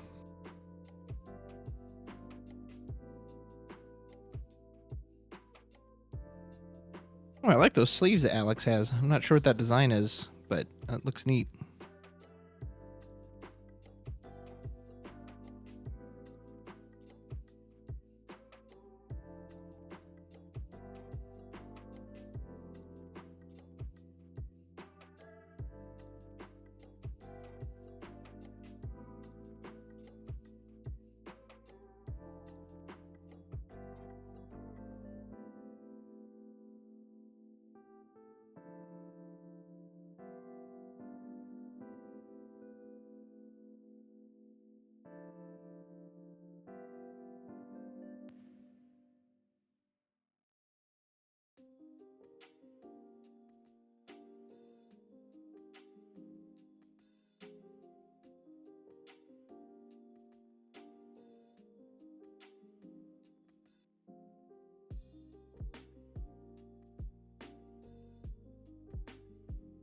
Alex fishing for the old pocket dice. This will determine who gets to go first here. Julian wearing a coat? Man, I'm getting hot just looking at him. Surely it's got to be warm there. Maybe it's a cool day in San Diego. I don't know. I don't actually know what the weather's like.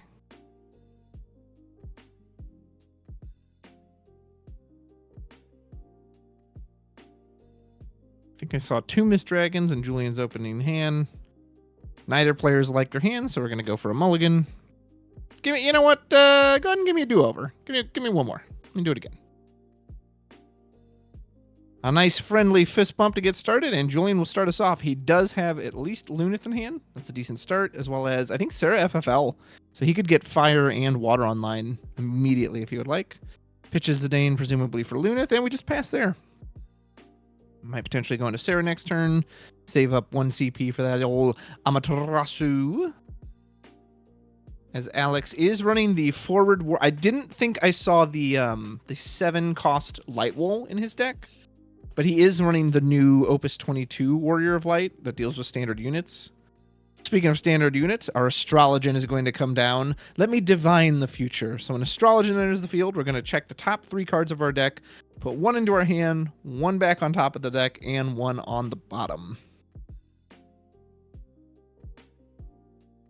That Loprit backup was quite potent when it came out, and the Astrologian just came out 1 set later, said, yeah, you think you're a cute bunny boy? Let me show you what I can do. Tyro is not a bad one to curve into here for Julian. Gets his color fixing online, which is what we're going to do. We'll pitch an Une and a Refia. Go search out any forward we like. Probably maybe 4 color wool. If you want to get online here, Zidane is very good too, as that Tyro can now tap for wind. So we are threatening our opponent, hey, I'm gonna take your cards. Next turn. Julian's, shuffling is very interesting. He just it looks like he's just picking up the middle card and then just letting it back in, and it kind of weave shuffles out from around that. Some people can weave shuffle so smoothly, and there's times I'll try it and it feels like the cards are constantly getting caught on each other. We do have a Tomeberry in Alex's hand. That's a very nice, easy play. Just put out a monster, draw a card. Can't quite tell if he's got further backups. I'm assuming he would want to develop them. He also has to be a little mindful if there's something he's worried about the Zidane potentially coming down and taking. He may wish to get onto the field. Itch a Levy 6. Yep, Tomeberry will draw a card for its entry effect. And where does that get us?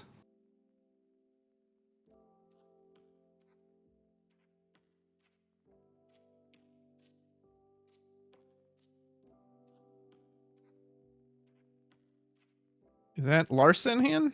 I couldn't quite tell what that backup is. We have an Ash. That's not going to do a whole lot for us at the moment.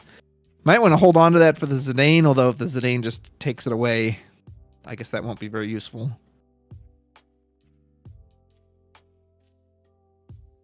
So we pitched the Ash, and I can't see what that card was under it. We will go ahead and put out Larsa. Search for, do you get the Warrior of Light? Warrior of Light would let you curve into more backups. You could then search out another standard unit backup.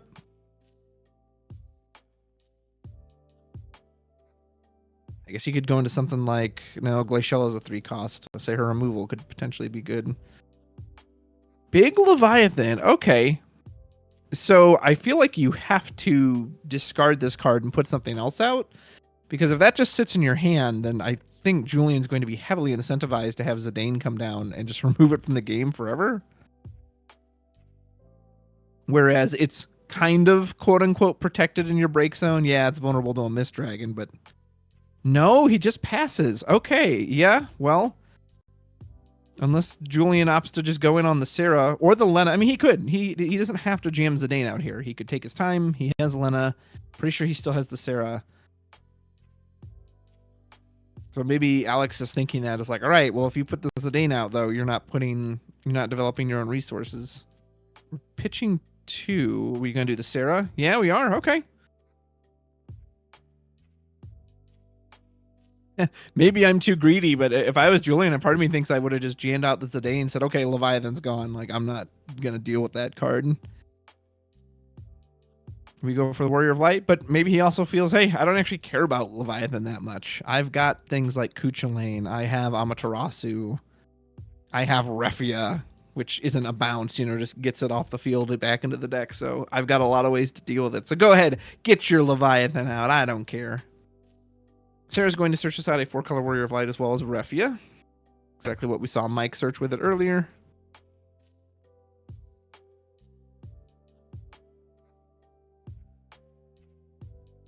And I'm assuming we'll pass here.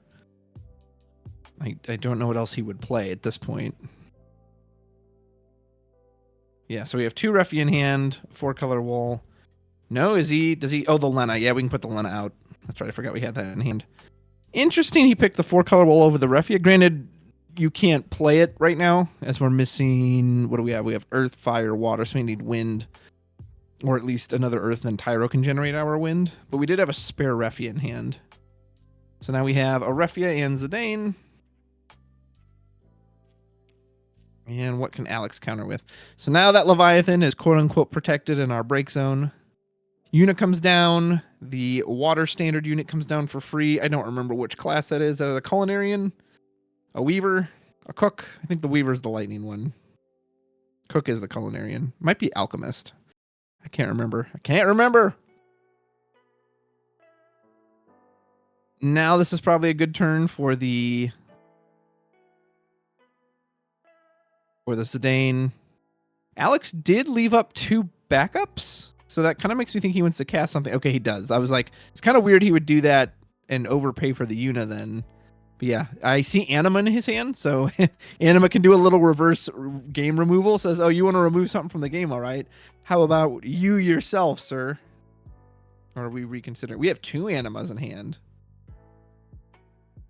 If you don't use it, Zidane's probably going to grab it and then go grab the next one. So I think you kind of just have to fire it off here. Oh, no, we're just going to cancel. Okay, that's interesting. I don't know about that because Zidane has haste. He can still just go in and he'll look again. And then you're going to lose the Anima anyway. Okay, so now here's Refia. We're going to attempt to move... Okay, now before. Okay, I'm assuming this is before combat, not on the stack. Okay, that makes a little more sense. Now that he was trying to predict the Refia. Nice, very done. Well done, Alex. We don't even attack with Zidane. Interesting. It would have been a free hit. Maybe we were worried about an EX burst. Alex didn't have any cards in hand, so he couldn't even animate the Tonberry. So it would have been a quote unquote free point of damage, obviously, unless you got punished by an EX burst. Another Tonberry. Go ahead and draw 1 deeper.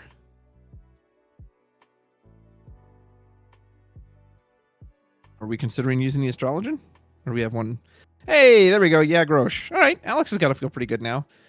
Not that there shouldn't really be any dull freezing effects in Julian's board, but I guess if he has anything that targets a character, it will have to target the Yagrosh if possible. Zidane now is potentially in danger of getting blocked by one of these Tonberries, although he'll trade it at least. We do have Arc, but it's not damage 3, so Arc won't be able to revive anything for the break zone. Yeah, I mean, he does have a Refie in there, but yeah, it's too soon for that. Refia Part 2? King Tycoon. Okay, nice. So we can go ahead and get ourselves a copy of Lena or Ferris. We'll get Ferris, and we do have all of our colors online now, so we are ready for 4-color Warrior of Light when he comes down. Not much reason to play this Ferris this turn. I guess if you wanted to overpay from hand, and then you could use the Lunith to give it haste. It just doesn't really seem like he needs to commit that, though. You also have the Lena special online. Yep, which is what we're going to do. Raise or Arise. So are we going to get the Refia back? Nice. Yeah, that's really good. We're going to go to combat. We won't get the card draws. We'll only be activating 3 Warriors of Light unless we put Ferris down, and then we would have the Lunith down, too. Is that 2 all in? Yeah, so goes ahead and reactivates. Now these Tonberries can't really block, as we can just spin them with the Refia. Okay, he does do that. But Julian does get a chance to respond, yeah, before it blocks, so he can send that on top and then have the Zidane hit into damage. Yep, which is exactly what'll happen. I mean, I guess, did he have to do that? If he didn't, he was going to lose the Shinryu, but I mean, then you would have drawn a card off of, I don't know. Yeah, I don't, I mean, he did bait out the Refia spin now, right? So now if Alex wants to commit a forward to the board, but the only issue is because you're in top deck mode, you don't really know what you're going to get out of that. Well, Leo will help you dig a little deeper. We're not close enough to get something like a Tidus online yet. But if you can answer this Refia, you need to do it now, because if that thing sticks around. Okay, hey, there you go. There's your answer. Ash the Queen comes down for 1 CP and says, how about a little minus 10,000 for your power level? Oh, nice, and we have Tros too. Okay, so now we are getting into that Tidus range. Not that we can pay for it this turn. And we'll pass back. We drew a Mist Dragon. Could be a nice time to preemptively empty that break zone before the Lena comes down. So I don't hate a raw Mist Dragon cast. You do have Ferris, which could kill Leo. That's really probably not worth it. And I can't really see what he has behind those two cards. Ash can't block Zidane. Granted, Zidane has nothing to steal out of hand, but if he just wanted to get a point of damage in, he can go in pretty cleanly.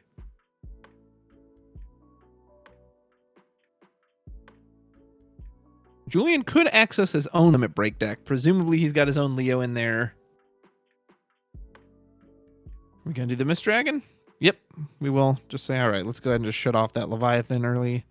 Did we draw into anything useful? Looks like a 6-cost Leviathan, so no, not quite. Which we are going to pitch for. Is it another Refia? Ferris, maybe? No? Yeah, it's Refia. Okay.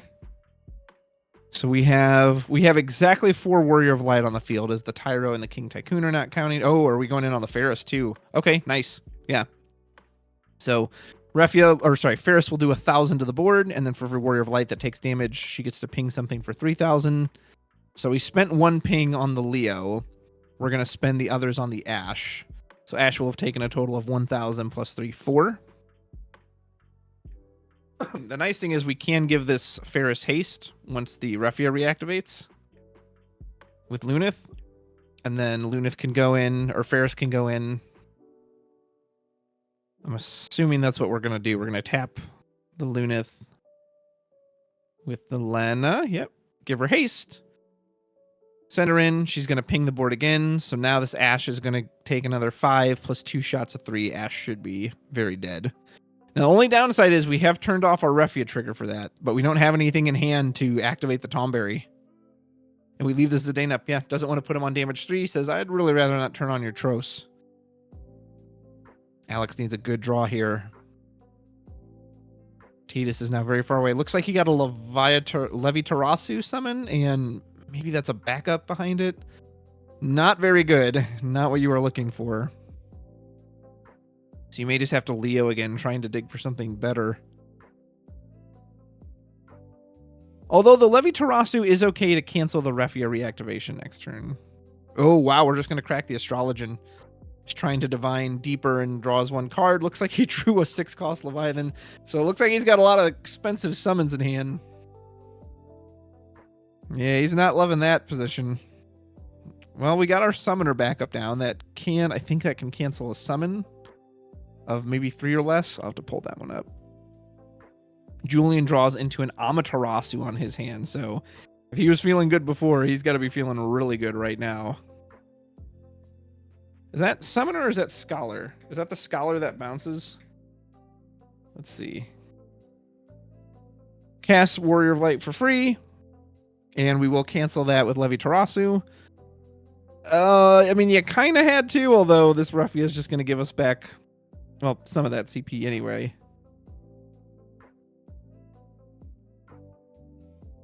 I wonder if it would have been, I don't know. There's no good answer here, but I wonder if it would have been better to wait for the Refia, make him dull everything, and then cancel that, and then you prevent the card draw as well.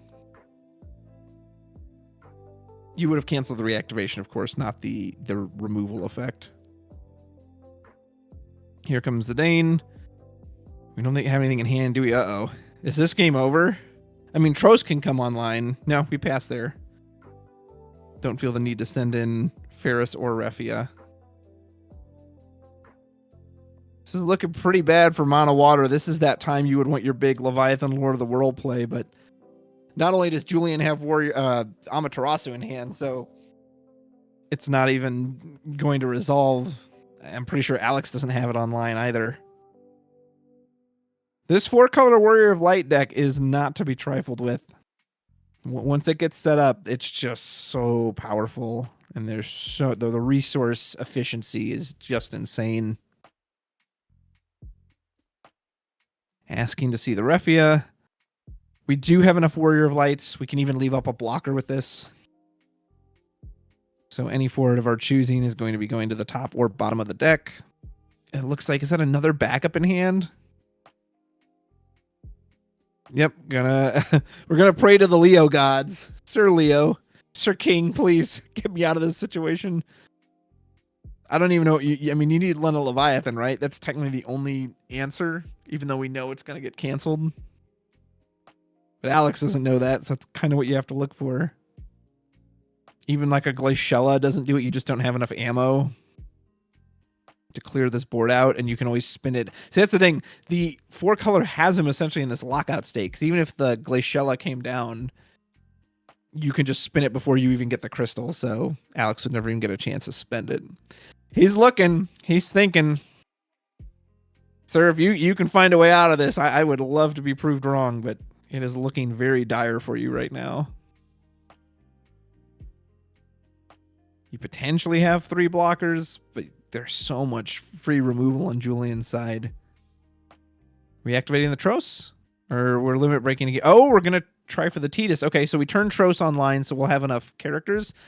We have 1, 2, 3, 4, 5, 6, 7. We have exactly 8. So Julian can just respond by using the 4-color wall on the Leo. That's all he's got to do. Or he can use Refia to spin something. Or he can use Amaterasu. Take your pick. How would you like to stop this effect, sir?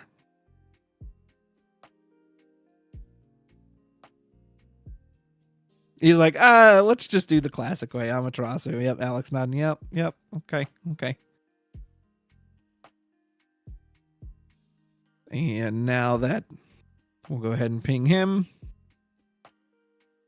And Tidus is gone. 8,000 from the Amaterasu, another 5,000 from Warrior of Light.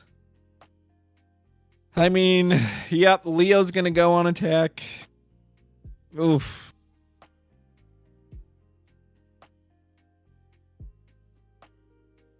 So what's the right order? You could attack with Warrior of Light first, immediately ping Leo, although I kind of like saving the Warrior of Light for a Tonberry. Oh, yeah, we're going to do our own Tidus. Julian says, you know, I kind of like that, actually. Yeah, let me show you how that works. This is the right way to do it. So Iagrosh is going to go to the top of the deck. Leo will be going to Oblivion, aka what normally would be the bottom of the deck, but he's a limit break, so he's not allowed. No limit breaks allowed in the main deck, sir. And we'll go ahead and draw 2 cards off of that as well. Hey, that's pretty good. And this, Alex will need the burst to save all bursts to not die here.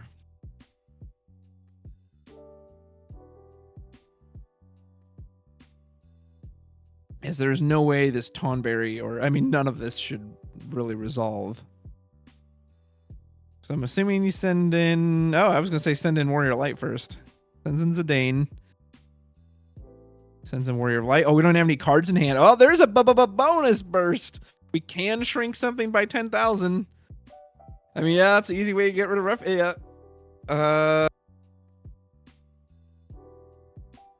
Did he draw? What did he draw a card for? Did I miss an effect? And the Tros. Well, we didn't die. We actually did stay alive. Or is he deciding before blocks? Does he have an effect to just get rid of the Tros? Oh, we're giving it, okay, 1,000 power so it doesn't die. I don't think there's a way for Julian to take... Yeah, wow. All right, well, Alex, he did live, but he now needs the top deck of his life. Looks like White Mage is checking. Yeah, they're going over the interactions. Maybe he's checking to see why the Ferris didn't die. Yep, so we gave the 1,000 power from the Lunith. Or no, oh, because it pings itself. That's what they're saying, yeah. So Ferris still pings the board when it attacks. So even though she got the 1,000 bump, she took 1,000 from her own effect, and then she took 7,000 from the Trost, so Ferris still did. Good job, White Mage. Always there to catch all that.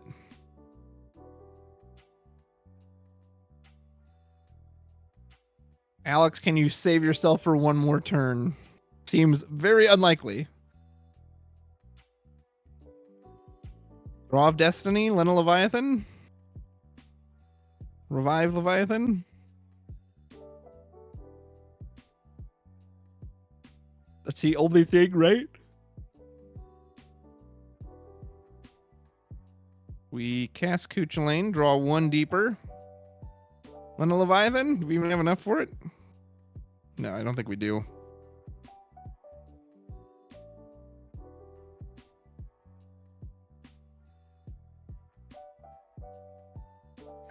I'd say you could animate Tonberry and try to get him for a single point of damage, but big old Wool sitting there is just like, okay, block. He does have Lena. He does have the Lena. He could play the Blue Worm. I don't know if he has enough cards in his break zone, but that's technically his only like answer. Is you play the Blue Worm off 2 backups, hope you draw into the Leviathan, tap your backup, pitch Leviathan for Lena. Did he get it? But again, I don't know if he even has enough cards in the break zone to use the Lena effect.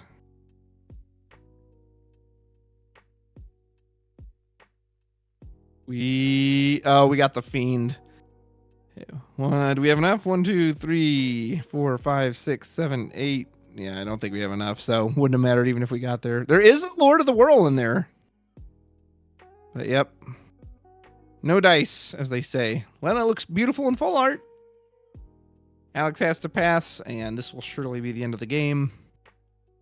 He doesn't have any cards in hand, so Tonberry isn't even a blocker. He has 2 blockers. Lena can't even block the Tidus, or can't block the Zidane, sorry. Julian wants to commit a forward Warrior of Light just to give the Lunith haste potential too. He could.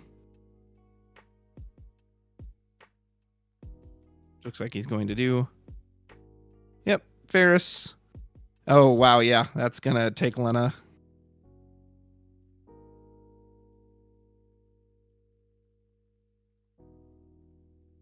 Lena's also a Warrior of Light, isn't she? Although I don't think it pings on your opponent's stuff, if I'm not mistaken. So, send in Zidane, has to block with the Blue Worm, send in Wool, and that's the game. GG. 4-color Warrior of Light, looking very dominant, as it usually is. Mike put on a really good showing with it, as did Julian. I had a little hope for Alex there. He had all 5 backups. He was ready to roll, but yeah, that he just kind of got stalled out there in the mid game, and he just, you know, even as free as some of his stuff is, he still has to pay for a lot of his effects, and a lot of the 4-color Warrior of Light is completely free, so you just can't keep up with that kind of value. Lena is a Warrior of Light. Let me check Ferris. I don't remember Ferris as your opponent's. I don't think so. I think it's only your... I wrote Fatus. F-A-R... Oh my gosh, I can't type on this. S. Come on. Ferris. You control is dealt damage. Yeah, so she wouldn't count pinging the Lena. It's got to be a card you control. Well, there you go. That's round 4. So I am told there will be a lunch break coming up here. Sounds like they have some delicious tacos for all the competitors out in the parking lot, or perhaps a fun place for them to eat. After lunch break, I'm assuming it's going to be an hour. I haven't been given an official time yet. Check back here. We will have the last 2 rounds of the day, rounds 5 and 6, before we go on until Top Cut Top 16. Oh, 45-minute lunch break. Nice. So it's actually not even that long. I'll let you know when it starts. Okay, so probably it's going to be around, for me, 4:45. They're trying to get an hour potentially, but Oh, unlimited tacos. Oh my goodness. Yeah. Let's invent teleportation so I can get in on some of that. Sounds delicious. All right, folks. Well, take a short break, have some lunch, get yourself some tacos if you're there. Thanks again to Tabletop Tavern for hosting this San Diego Materia Cup for Final Fantasy trading card game. I am Rudros. We will be back after lunch for another 2 rounds before the end of the day. We'll see you in about 45 minutes to an hour.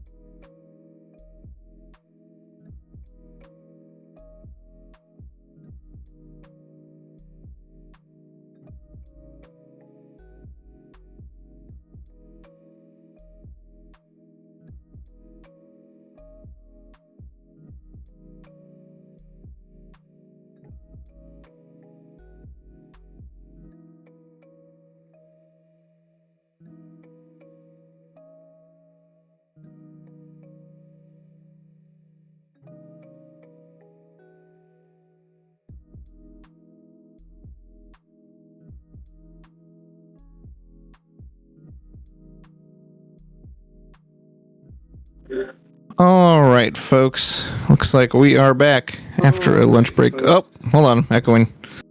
Let me go ahead and get rid of that. Just in time. Who do we got? Milo versus Ronald. Haven't gotten a chance to look at these deck lists. I know they were submitted. Ooh, Thornton, turn 1. I'm assuming we're doing some kind of 4-color deck. Maybe Soiree. Be kind of interesting to see. Go ahead and get out Iridia. Okay. So maybe this is just kind of like an Earth Water carry arc, Chaos Arc variant build. Hope everyone had some delicious tacos. I did not, unfortunately. Took the break to just relax. Close my eyes on the couch for a second. But ooh, tacos after this? Now that sounds awesome. What do we got? Is that an Odin? 7 cost Odin with a Cindy. Okay. Or is this just kind of like aggro lightning? And Cindy's going in. Hits a Miss Dragon into damage. Says, that's what I think of your damage zone, sir. Ooh, do we have any backup follow-ups? Yeah, it looks like, I think that's Reeve. So I'm assuming that's the 4 cost. We'll look at the top 3 cards of our deck. Oh, okay. I just saw Noct go. So this is Warriors of Darkness. Yep. So we'll look at the top 3 cards of our deck. Put one of them into our hand. And it does say look. It does not say reveal. So we do not have to show this to our opponent. And we'll pass there. That's kind of interesting. We got rid of Noct. I wonder if we have a second one. Let's see. You wouldn't think you'd want to get rid of that Warrior of Darkness.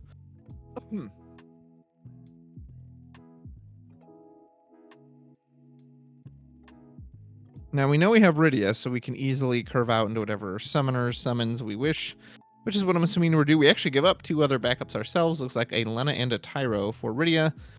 Can search a forward summoner such as Garnet. Can also get a backup summoner such as Yuna. Yep, looks like we're getting the Yuna, so our summon just must be a different color than the Yuna. Could go for Arc if that's in here. Could also just go for Kusith, Hackathon, Miss Dragon. Whatever your preferred Earth summon is. We also have the backup Breaking Hackathon. That's kind of interesting. Could use it on something like that Reeve. Go for the Miss Dragon. And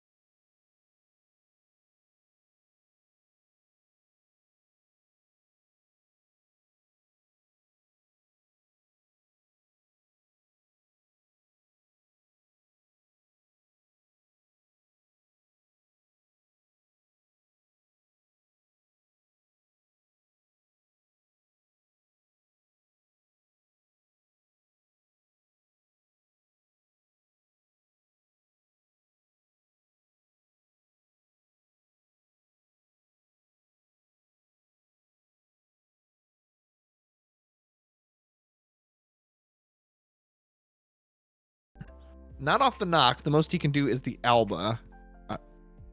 And with only 2 backups, I don't know if he actually even has enough to play knocked right now. I'm not sure what his hand count is at. As that knocked is a very expensive 9 CP.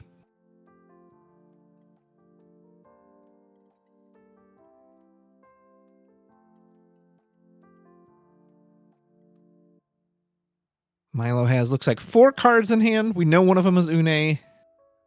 Une is going to feel pretty good coming down next turn if we can get there. We pitch Tyro. Okay, we're going in on... We are now set up for knock next turn, which will be nice. Who do you get this turn? He could have gotten another Estinian if he had it and warped it again. Essentially, again, putting that lethal surprise pressure on next turn. He would have had to pay differently. Pay using the Kolka instead of the Reeve. We do get another Cindy. I'm assuming we're not going to jam it out this turn. Yeah, we say go ahead and pass. But maybe just want our opponent to fear that. So next turn, if we've got 2 in hand now, 3, we can tap 3. We'll need to pitch 3 more for knocked, 5, 7, 9. That would be everything but that would essentially be your whole hand, and you'd refill. You could get the Alba for 1 point of haste, but you would lose the Cindy.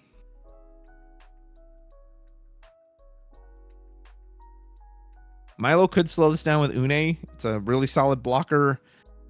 It would take that knocked off of being on curve. It would require another card to come out from it.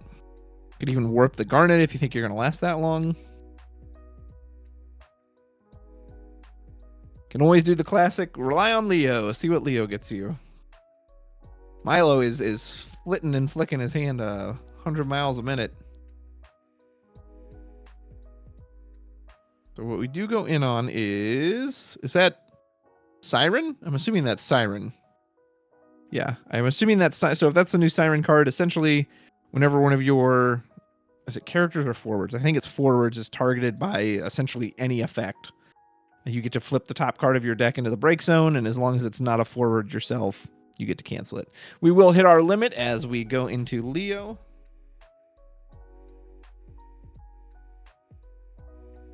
Siren, when 1 or more forwards you control are chosen by your opponent, summon or ability.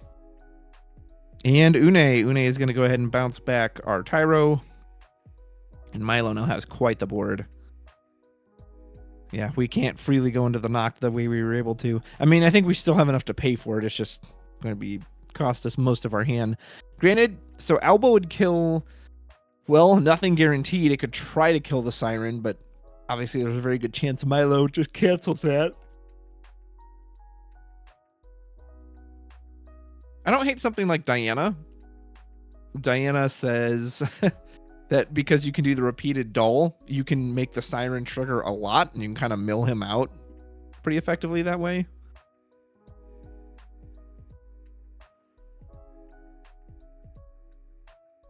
Now, granted, Siren is optional, so we don't have to always trigger. It does say may.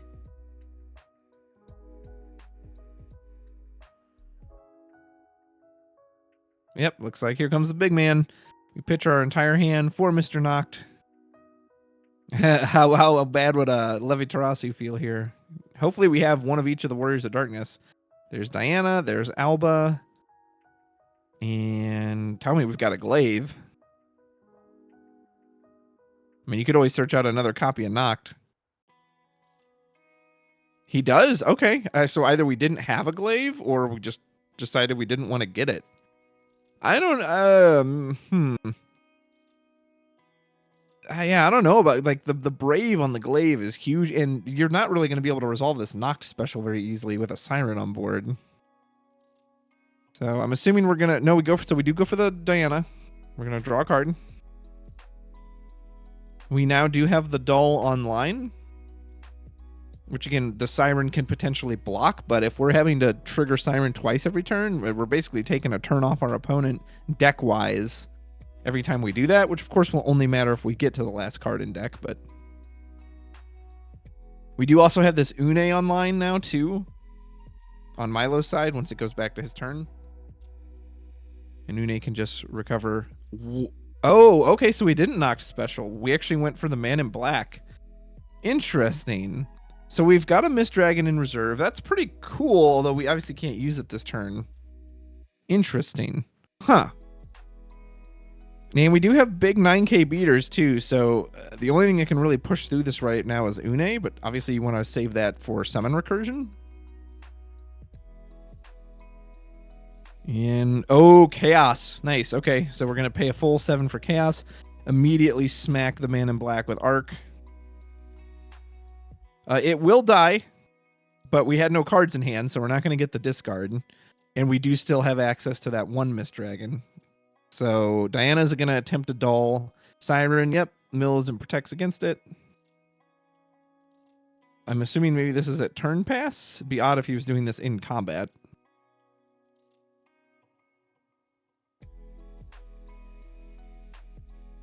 Une attempting to get back the arc, I'm assuming. Which, of course, we can just cast for free. Oh, boy. This turned around quick for Milo. That Arc Chaos. Yep. And we blocked. The Siren blocked it again. I'm assuming we...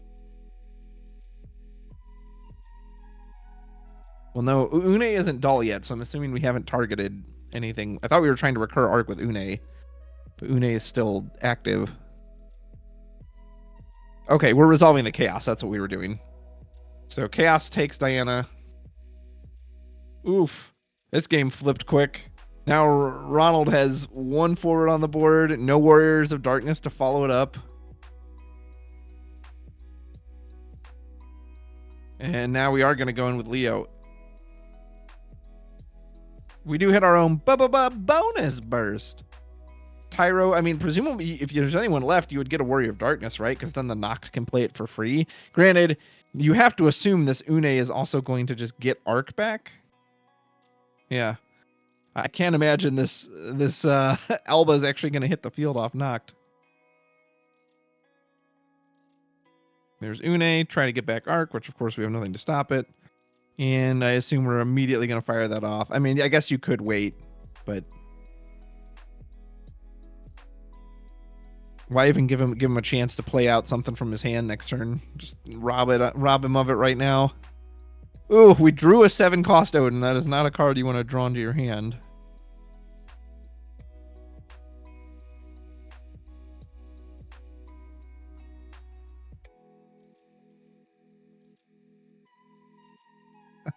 Milo keeps checking that face down card to make sure it really is what it is. Yeah, Ronald, I don't know how you get out of this now. Like, your turn kind of looked okay. You had the Noct. You got the free play. But, man, that Chaos Arc just... Especially when you know now Arc is just going to happen every single turn. Hey, turns out casting 9 CP for free every turn, that's pretty strong. That's quite strong. So I'm assuming we're doing this before combat so that the Noct effect doesn't go on the stack. Yep, which it does. And then we cast the Mist Dragon. Yeah. I mean, it's something, I guess. Well, we get rid of the Arc, so it can't recur it anymore. Although we are in a bad way. We could use a couple of those Odins off the top to just knock out this Une, knock out this Chaos. Here comes our own Diana. E2 Diana. Hey, there is a bonus burst. Oh, man. Now that's how you get rid of Siren. Aranea breaks it 4 to 3 or less, and Siren cannot respond to it. And there's another bonus burst. Cannot hit Une or Chaos, so we will take back our own Diana. Is there a... we got another one coming? No, not Gilgamesh. I was like, we were 3 for 3 there for a second.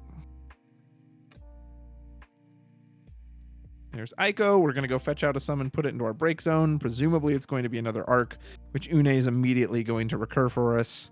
Add it right into our hand. Yeah, Milo was looking rough early, but the power of Arc Chaos stabilizes. That's the best it's ever been, baby. And we casting a limit break? Matt, maybe? We do cast Matt. Kind of interesting we didn't cast that pre-combat. Or maybe it's just now he wants an extra blocker based on all the bursts that hit. Because obviously we could have kept up all those forwards.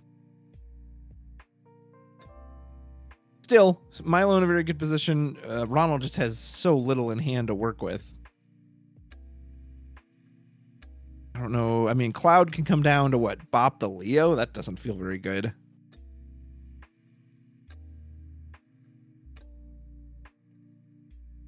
Gilgamesh is very expensive here, even if we had it.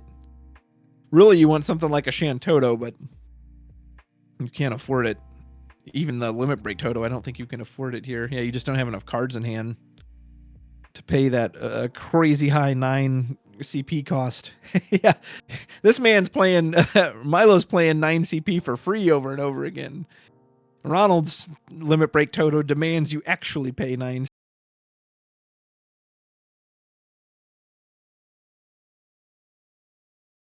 He's also dead on board next turn if he doesn't do something. I don't know what that something is.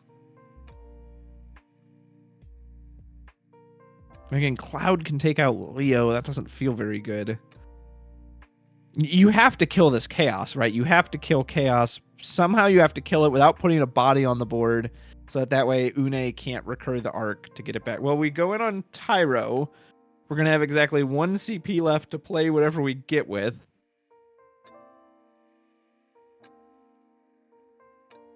So if he has a 1 CP Earth Forward, we can put down that somehow saves us. Well, we get Aranea.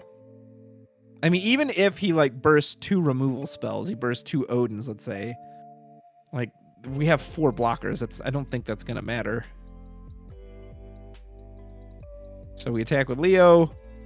I mean, it's a bonus burst. It is Kadaj. We'll dull 1. He has to have hit something here that he's praying, please stop this chaos. It is a gold knocked, I think, or is that glaive? Yeah, I think it was the old knocked. It was technically a burst, but I don't think its effect triggers. Its effect is based on someone like entering via warp or a forward enter. I don't know. Either way, Milo cleans that one up. He took his time. He was patient, and the patience paid off. Art Chaos just came down and completely shut down the game against Ronald. Ronald going with the early aggression with the Cindy and the Estinian. He had a chance to do earlier knock, but I guess he just wasn't comfortable going in on that. So Milo will take that one. And folks, we're now just 1 round away from the end of the day. And our San Diego Materia Cup day 1 was Swiss.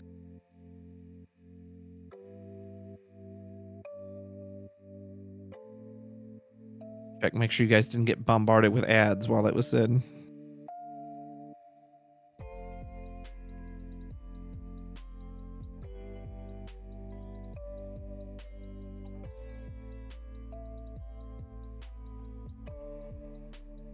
I have not seen any standings. If we get any, we can share them with you here, but I haven't seen any standings yet.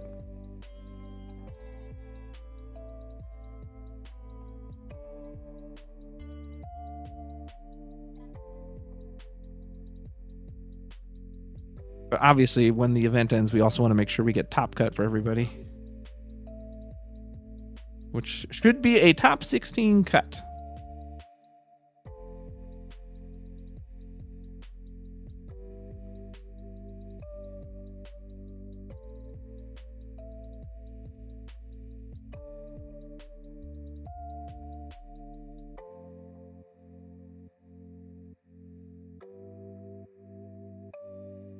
From what I heard earlier, Shady Sheepy, there were 62 players signed up. I don't know if that number altered at all, but that's what I was told right before the event started, was 62.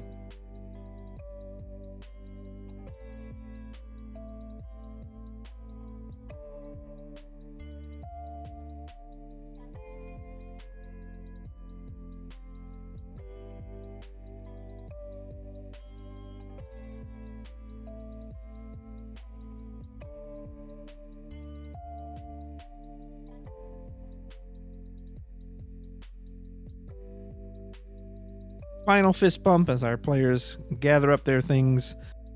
Make sure, whenever you're playing against a Chaos Arc deck, make sure you're always getting your cards back. I've had people walk off with my cards before, just scooping them up into their own deck.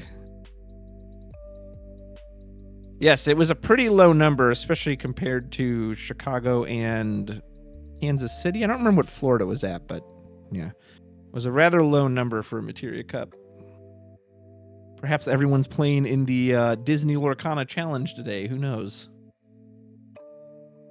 The stream, I was told the stream went silent at 4:56. I just did a test. I know I could. Oh man, that's kind of weird. Yeah, I don't know. Maybe they had a connection issue. Well, sorry if you couldn't hear anything earlier.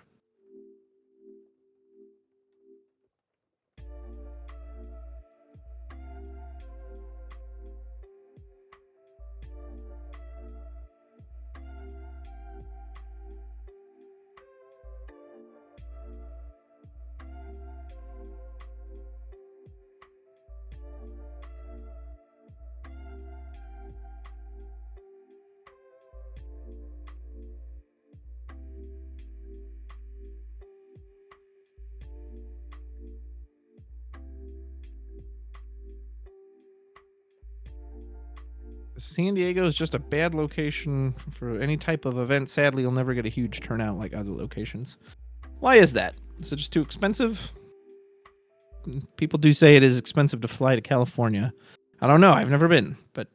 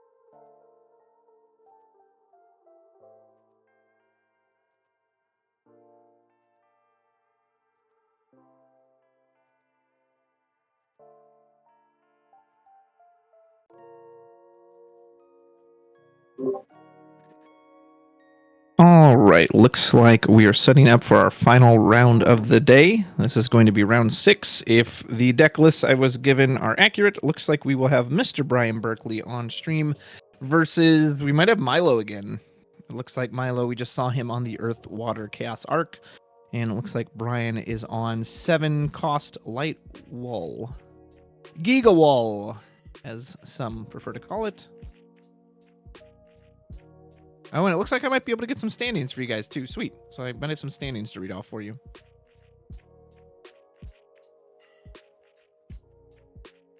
Getting a bunch of different messages.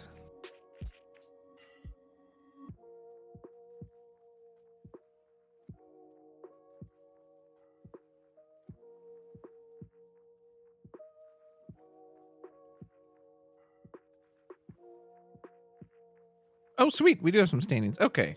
So currently, let's take a look at what we have. Oh, I just have to blow these up in paint. They're so tiny. Okay. So Brian Berkeley is undefeated, 5-0, taking on Milo, who is also undefeated. Hold on. Freaking out on me. Hold on. Okay. Brian Berkeley is in first. Milo is in second. Looks like Mike Powell's in third. Alex GRA is in fourth. We have a Jason R in fifth. And the judges are swapping up the stream too. Sixth is Julian H. 7 is Ronald. Can't see the last name. 8 is Matthew. Can't see the last name. 9 is David M. 10 is Ryan Chen. 11 is Musa R. 12 is Alex Early. 13 is Lyndon T. 14 is Edward something. 15 is Patrick P. 16 is Nolan C. And that is the current top 16. And on the bubble right now is a Charles. Cannot see after that. Back by popular demand, Big Daddy coming is what I've been told. Okay. I must confess, I don't know what Big Daddy means.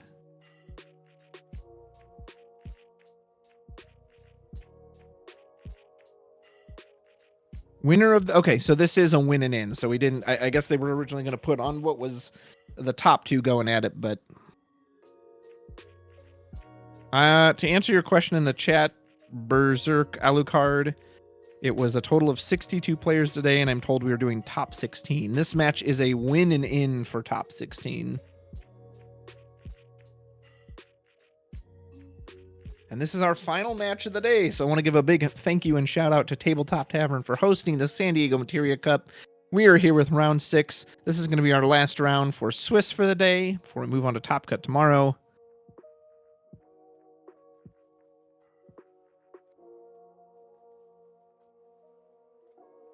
So let's get some hype/noise in chat for your final round for the day. As we have, looks like Eddie S on the right versus Patrick on the left side. Patrick P. And Eddie S. Looks like our players are just waiting to get their official start. And we will close out this day. And this is a win and in, so whoever wins this should make it to top 16. Okay, I'm getting a quick updated deck. Let me see if I have time to do this before. Patrick is on Garnet, Leo, Ingus, Chaos. Okay, he looks like he's on like Mono Earth Chaos Arc, I'm guessing. Yeah, okay. I can't look at that now. Gotta go back to the stream. All right, so looks like Eddie is starting us off with a Sarah. Pitches 2 Leviathans, one of the Lord of the Wall variety, one of the 6-cost variety, and goes to search out Lady Lena. Are we going to put that down? Why, yes, we are. 3 summons in the break zone, or sorry, 2 summons in a forward in the break zone, and 2 backups on the backup line. We are pitching a Genova Synthesis and an Une for a minor. And reveal the top 5 looking for a backup. Oh my gosh, did we whiff? Womp bum ba-dum, bam. That is a whiff on the minor. I know that pain all too well. Find it very difficult to get that card to hit even when you want it to. So now we're going to curve into an Icy Agrosh. As well as a free, I believe it's the Alchemist. So Eddie is all the way up to 4 backups. That's got to feel pretty good, especially for how free those were. All right, Miner 2. Surely this isn't going to whiff. Oh my goodness, is he going to whiff twice? Woo! Clara's showing up right at the end there to be like, oh, hold on. Sorry, I'm late. Don't get mad. I am here. Dude, Patrick almost whiffed twice in a row on that Miner. I don't know what he's digging for, but it certainly ain't gold. We had a spare Alchemist in hand, going to put down the Leo. Interesting. And, oh, it almost looked like I put Montleonis on the field. It's like, I don't think that's how that works, that we're using the Montleonis. And we put down Loporit. Loporit, I believe, lets us draw 2 cards, and then we put a card from our hand back on the bottom of the deck. And we are on a full 5 backups at this point. Mono water with a splash of fire. I don't know if he actually has a way to cast that Montleonis, or maybe it's just in there just for some random rare occasion. Well, I guess we'll find out. I mean, he doesn't have any fire backups, so yeah, I don't know how he could possibly get that thing off, but maybe it's just there as an easy target to sacrifice for your limit break deck.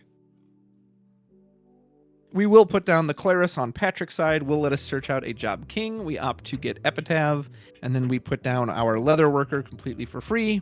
Leather Worker and Alchemist are, of course, symmetrical backups. As long as you have 3 backups in play, they essentially get to be played for free. Leo's going to go in, punch for our first point of damage. Eddie sends him in, and Patrick reveals a Genova Synthesis.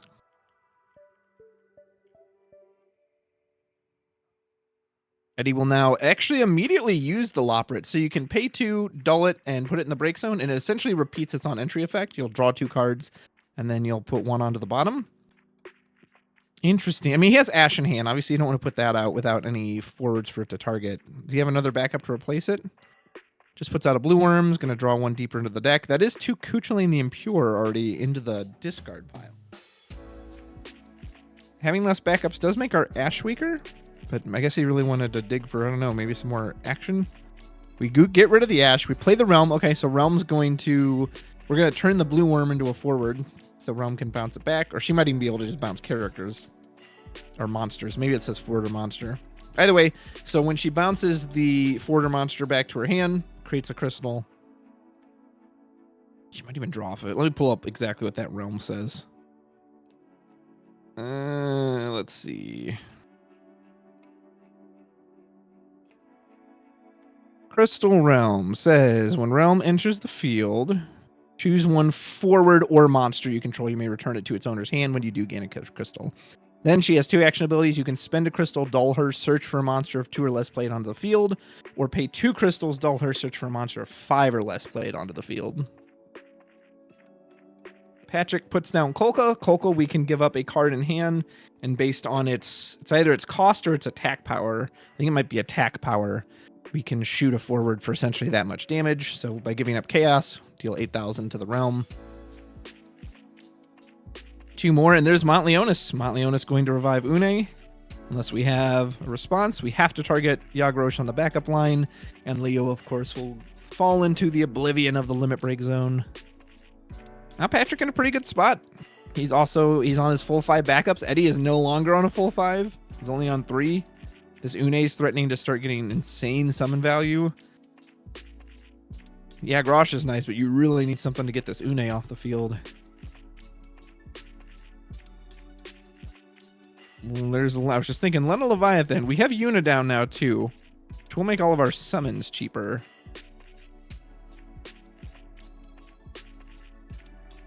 Does Patrick actually have any summons he can recur right now? It might. I think that 3rd card in his break zone might be a summon. Maybe that's a Kusith or an Arc. We're going to put out Echidna, get back a summon. Kuchulain does not stack favorably with the Une. But I guess it'll be nice against potentially some other cards. Yeah, I kind of wish we'd held on to that Ash from earlier. The Ash would just shrink this Une and be like, all right, goodbye, you're done. Mist Dragon is a great draw for Patrick here. He can cast it to remove the break zone, shutting off that potential Lord of Levin play, or Lord of the Whirl play. Levin is Ramu. And then we can just keep getting back the Mist Dragon, recycling it with the Une. Now, we do have to be a little mindful that we can sacrifice a summon on Eddie's side, discard 1 to turn this Echidna into a forward. Yep, looks like there goes the break zone.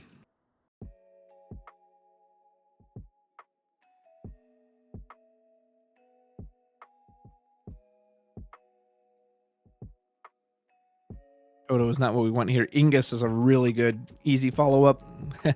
Essentially the other version of Ash, 1 cost, 9k power, gets 1 cheaper for every Earth backup you control, and searches out any Earth forward of our choice. We'll go ahead and get 4-color Warrior of Light, which once we drop our Leo, I'm assuming that's in the deck, will be color fixed on the backups, and Warrior of Light can come down. Kind of well, I guess he doesn't want to go in with the Mont Leonis because of the Echidna, and obviously you want to leave the Une up for the summon recursion. We also have a Titan in hand, so Patrick's going to be in a pretty solid spot right now. Eddie needs some way to get these forwards off the board without committing forwards himself. Ideally. No, we're going to go in for the Leo. Draw a card. Can we get any kind of action? Man, an Ash here would be great. There goes Tros and Mog. Mog will draw us 1 deeper. I mean, we're digging deep, but we're just not finding any removal. I wonder if we have Glaciella in here. Just something to stop this Une from starting its shenanigans. Because if this Une is allowed to just get back a summon every turn, we're gonna be in trouble.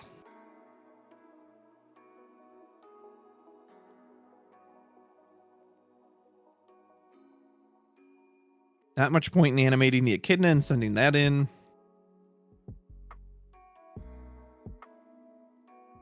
Yeah, I really wish Eddie hadn't gotten rid of that Ash from earlier. That's just such a valuable piece of spot removal. Really good combo with something like the Realm, too, that then you can bounce it back and reuse it over and over again. He's got a Lena in hand. That's not going to do anything. Did we just discard for hand size? Or...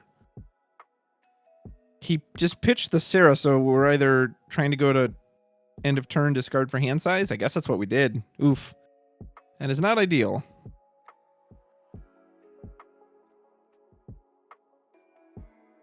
I mean, we have a big 6-cost Leviathan. That doesn't, like, well, what are you going to do? Bounce Une? Yeah, it stops her shenanigans for a moment, but that doesn't feel amazing. Do we have Leo Warrior of Light? Yep, you bet we do. It means Warrior of Light's coming out for free. Reactivate all of our backups, draw a card, replace ourselves. And unlike the Leo on Eddie's board, this Leo is gigantic as he's getting 1,000 extra power for every other character on the board besides himself. Here goes Warrior of Light. I almost feel like you gotta just block one of these because surely he's gonna ping you. No, just takes the damage.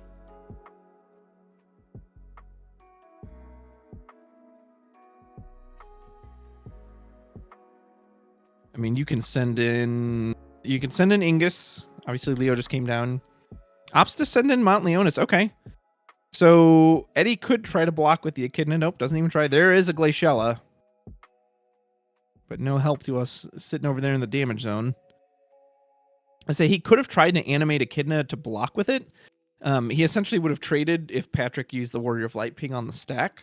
But it would have gotten the Mont Leonis off the field. Not that you really care about that, since Mont Leonis has already done his job anyway.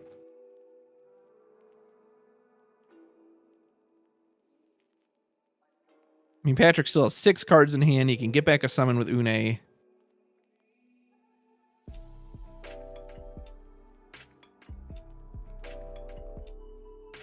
Titan. It's kind of funny you chose Mog. You can just sack the Mog in response to turn off searches. I mean, essentially the same thing's accomplished. You do get him off the field.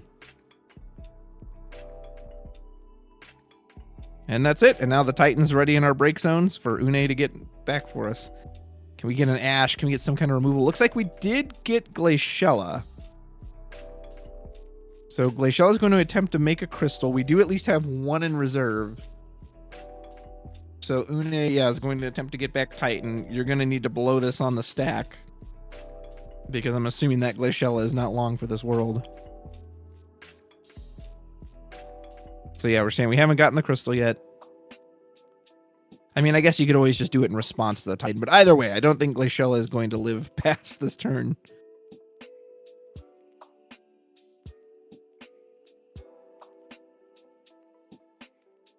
Yep, looks like we're spending it right now.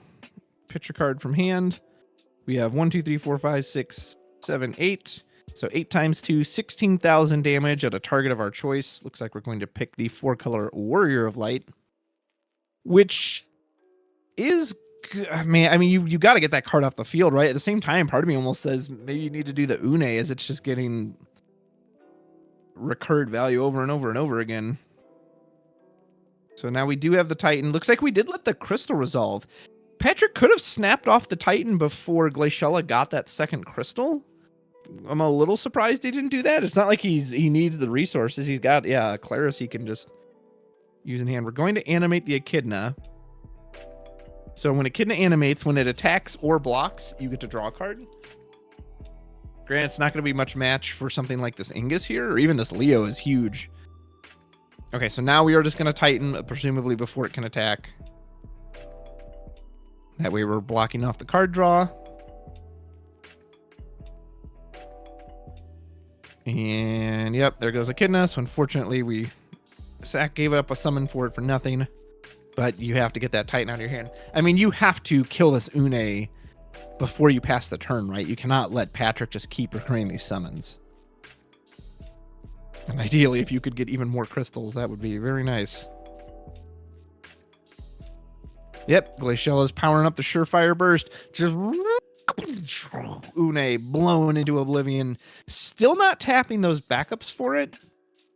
Decided to get rid of a card in hand, so that makes me think Eddie has some planned use for those backups. Maybe a Lena special, maybe a Cuchulainn or some cheap summon he wants to cast off of them. That way he doesn't have to give up a card, throw himself off curve.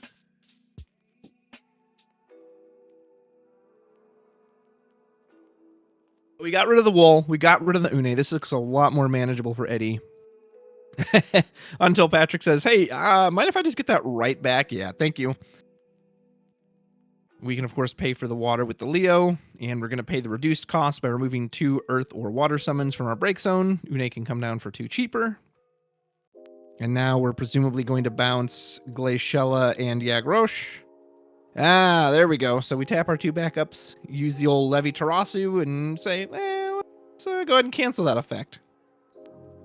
We do have an Arc in hand on Patrick's side. Granted, it's against mono water. So if Chaos ever comes down, Chaos is going to be very expensive. Ingus hits a Lord of the Whirl into damage. Great hit for Patrick. Eddie did not want to see that one go that way. He would have much rather summoned the Primal Beast from his break zone next turn. Leo is huge. Leo is what? 5 backups plus 3 other forwards. That's 8k, so he's a 9k. Lena, there's a bonus burst. Will let us draw a single card. We also have a Lena on our own backup line, so if we can never attack our opponent and they use a burst, we'll get to draw as well. Eddie would love a Lord of the Whirl here.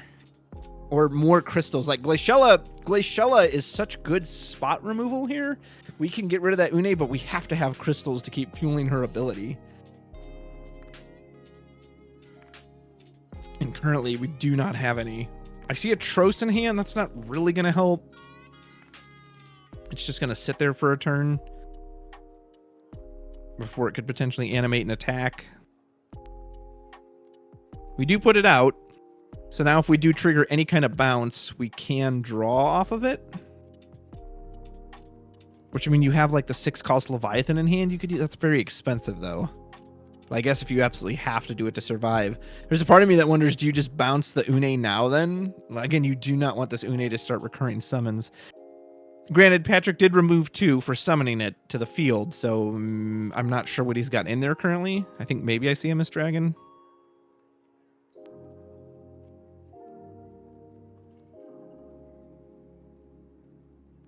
Could always access Leo for a little limit break help, which we may have to do. We're not in Tidus range, unfortunately. Well, actually, if you activated Tros, you can Tidus. Yep, and that's what we're going to do. You have to hope nothing dies on the stack here, because you are at exactly 8 backups, 8 forwards. But we're going to try it. Does Patrick... I don't think Patrick actually has a response. He has the Arc. 1, 2, 3, 4, 5, 6, 7. Yeah, he can't cast it even if he wanted to. So, and Une just came out. Looks like this Tidus is going to resolve. Nice. Very nice. Yeah, this is a good way to deal with it. So we're going to send something packing, likely a miner. Maybe you could argue, I mean, all of them kind of have entry effects. So yeah, we're going to send a miner to the top of the deck. Presumably we're putting Une on the bottom. Yeah, we absolutely have to get rid of that card. And we get to draw 2. Oh, and we drew into Ash. Oh my goodness, what a draw. You get rid of Leo, right? Because Leo, no, we get rid of Montleonis. Interesting. I kind of like the Leo just because it shuts off any potential colors if he were to draw a 4-color Warrior of Light. Montleonis does have effect, I believe, that when it dies, it prevents the next point of damage. We had nothing that could attack anyway. Nice. What a turnaround turn from Eddie. So Patrick did draw into Chaos. And he has Arc in hand. However, this is going to be an expensive Chaos. This is going to cost us 9. So you're essentially paying the price of the Arc. But it will get rid of anything and rip those last cards out of Eddie's hand. And then you also get to steal one of his forwards. That's not bad. Tros is a pretty decent equalizer in that too, though, as you can just bounce back the forward that he takes, assuming it's the right cost. I think Tros only bounces 4 or less, 3 or less. Let me pull up Tros. I don't think he can just indiscriminately bounce. Tros, until the end of the turn, 7k forward, choose a forward of 4 or less, return it to its owner's hand. We're going to go in with Ingus. Could block, opt to take the damage. Oh no! Oh, a second Lord of the Whirl. I mean, he doesn't sound like a whale, but if he did, that Leviathan is just looking at Eddie like, ooh. He's so sad over there in the damage zone. Oh, man, that's got to feel bad. That's your trump card. Patrick, of course, is very happy with that hit. Yeah, we're going in on the Chaos. So here's Chaos. We have an Arc left in hand. You probably, I mean, Glaciella is the repeated value. So even though he doesn't currently have a crystal, it probably makes the most sense to take her out. No, opts to take out the Ash. And Levi Tarasu on the Chaos. Nice. Okay, good use of that. We were going to have to discard a card anyway. So the Ash will die. Oh, man. Eddie holding on here. Did he draw anything useful, though? God, he wanted that Lord of the Whirl so bad. Leviathan would clean up here.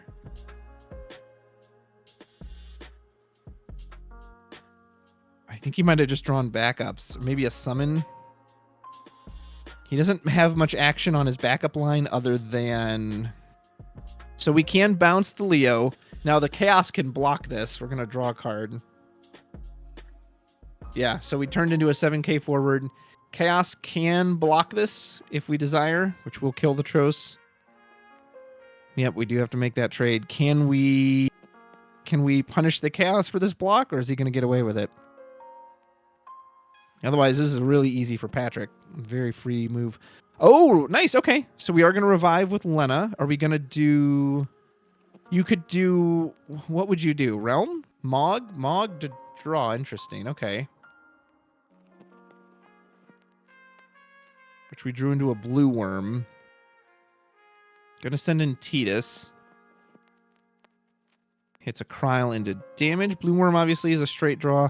Eddie, I think, is just digging for an answer. He got a lightning, but we have too many forwards on board at this point. Yeah, so unfortunately we couldn't punish off the Tros into the Chaos. We do have Shadow Lord, but I'm pretty sure everything on the board is a different job, so that's ultimately only going to break one thing. Our biggest blocker at the moment is a 7k Glaciella, but we can also animate the blue worm, so we shouldn't die this turn. Put down Iridia back up. I think this searches out a summon and adds it to our hand. Oh, we're just going to go get Arc. Uh-oh. Oh, gosh. Oh, gosh. I'm going to pull up that Iridia really quick just to make sure she says any summon and it's not Earth summon, but I think she just says any summon. Been a minute since I've seen it. Iridia.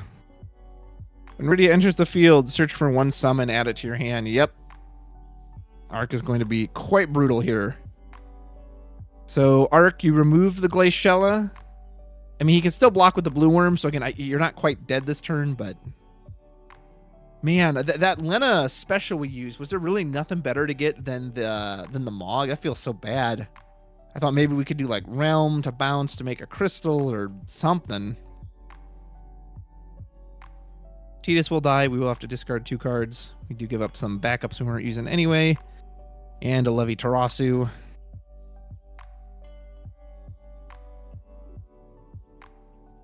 Eddie just hoping. If there's a third Lord of the World on this list, we're hoping it's still somewhere in the deck and not removed from the game or... Here's Leo. And we just pass. I'm kind of surprised he didn't put on any attack pressure. Like, both your forwards are bigger. He would have had to start losing forwards and go to 6 damage. I guess he just didn't feel the need to. It's not like he's in any risk of getting a counter hit. So Mog sacrifices itself. Oh, no. Are we playing another Mog? Oh, nice. We did it for the Lightning. Yeah, so now Lightning enters the field, choose a forward. As long as your opponent controls more forwards than you do, you're moved from the game. So we do get rid of the chaos that way. That's nice. That's a little cute interaction. Mog happily taking one for the team just to give his owner a chance. That's all we got, so not a whole lot else off of that, but at least we turned off a potential arc off the top. We do have a Mist Dragon. Are we going to just try to exile this break zone early, make sure that Lena play doesn't come into... Yep, looks like it. There will be no free Lord of the World play this game. Drawn to a Tyro. You could drop Shadow Lord if you're on Patrick's side. Just, I mean, it feels a little over expensive just to break one thing. How big is Leo? Leo has 5 backups plus 1 forward. Leo's a 7k, so he would trade with any of these forwards. And see, if we'd swung last turn, Eddie would at least be down a Glaciella or a Blue Worm, and Patrick would have still had the same board.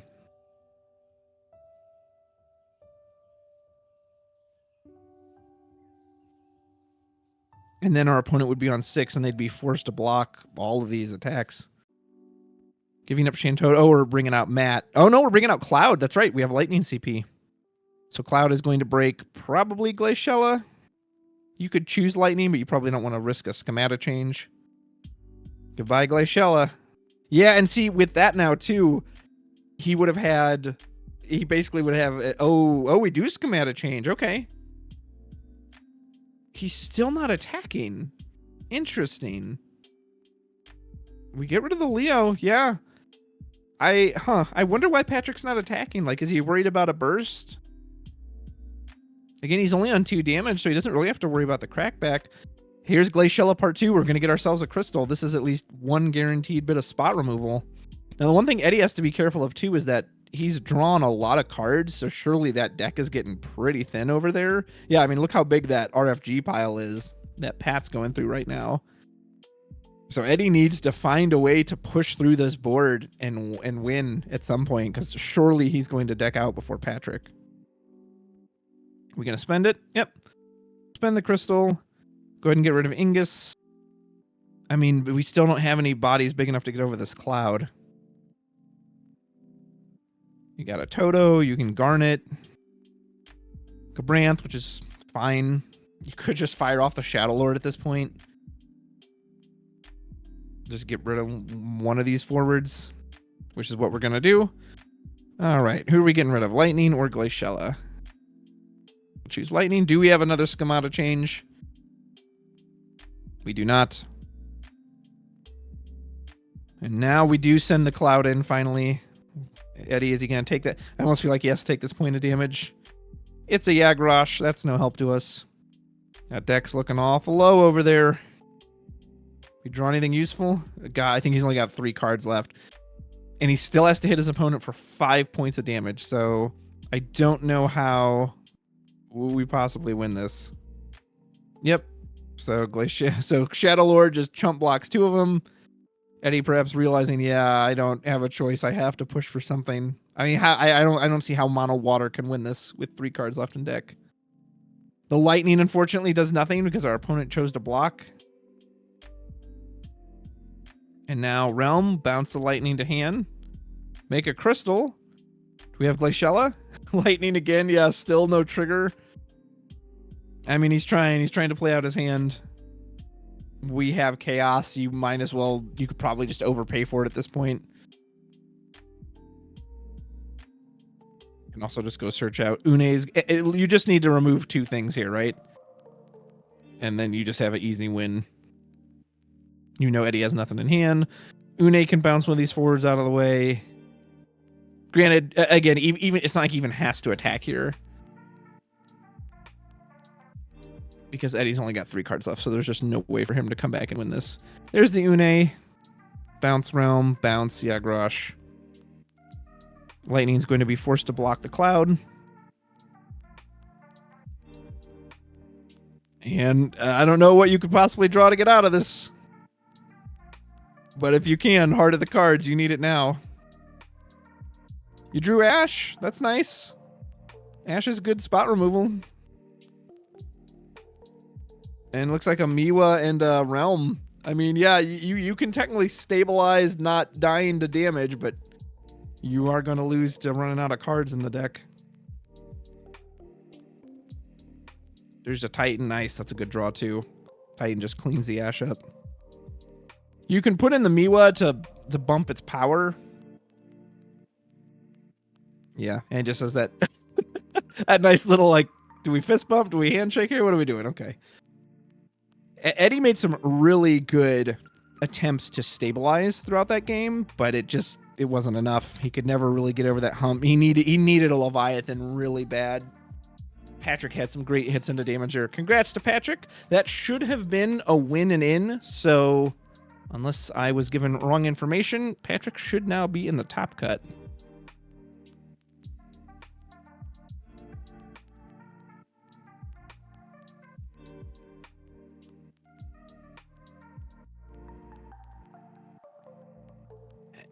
The good old awkward fist shake. Okay, so we will see if we can get final standings, your top 16 for tomorrow before we sign off for today. I'll message that to them as well. Yep, looks like I'm being notified right now.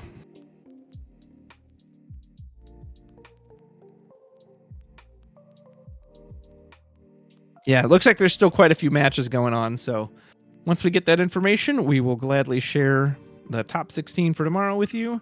I'm assuming we're going to have a similar start time, so we will probably be starting similar to, I think we start at 10 a.m. today, or the tournament started for 10 a.m., so Tabletop Tavern, let me know if that's any different. Otherwise, I'm assuming it's also going to be 10 a.m., which would be Pacific time tomorrow. Yep, 10 a.m. Perfect.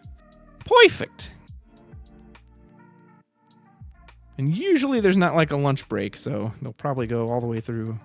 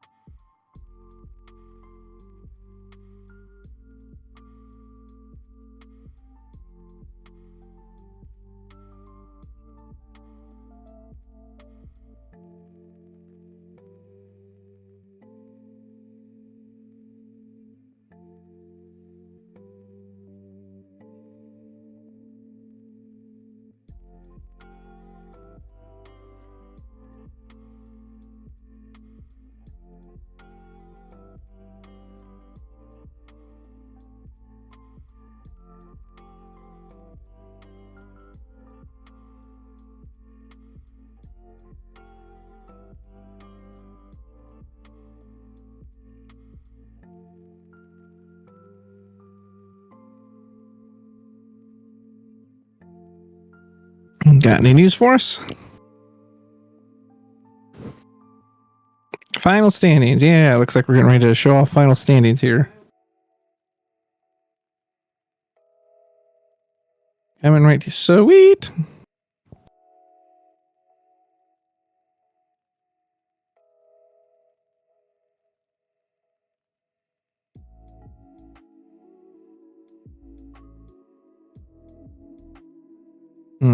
That is before these ads popped up.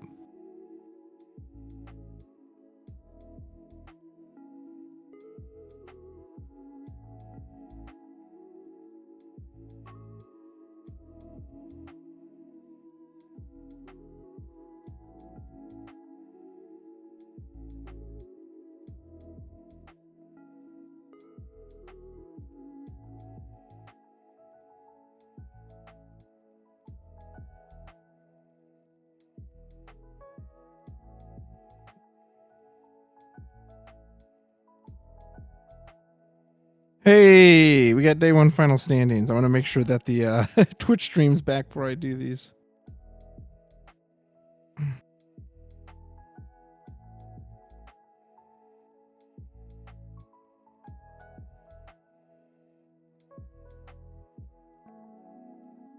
Oh, hold on.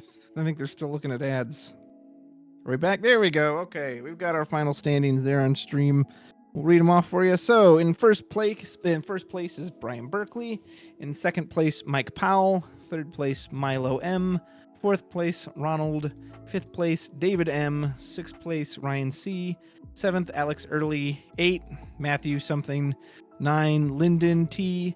10, Julian H. 11, Alex G. 12, Musa R. 13, Jason R. 14, Nolan C. 15, Andrew something. And 16, Patrick P., who we saw on stream get his winning in. Just barely made it in there at the end at number 16. Yeah. Number 8 could be Okimoto, but since I can't see the last name, I don't want to say that for sure, and then turns out I'm completely wrong and it's somebody else entirely. So there you go. There is your top 16 for the San Diego Materia Cup presented by the TCG Tavern. Thank you so much for watching us, folks. We appreciate it. My name is Rudros. I have been your host for the day. I hope you have enjoyed it. I hope you enjoy the rest of your Saturday. Come back tomorrow. We start at 10 a.m. Pacific time, and we will be doing the top 16. So you'll have 4 matches, top 16, then you'll go on to the quarterfinals, semifinals, and the finals, and we'll see who can win the Materia Cup, who are going to get their Nats invites for this awesome, awesome event here in San Diego. Thank you for watching so much. We appreciate it, and we'll see you tomorrow. Until then, take care.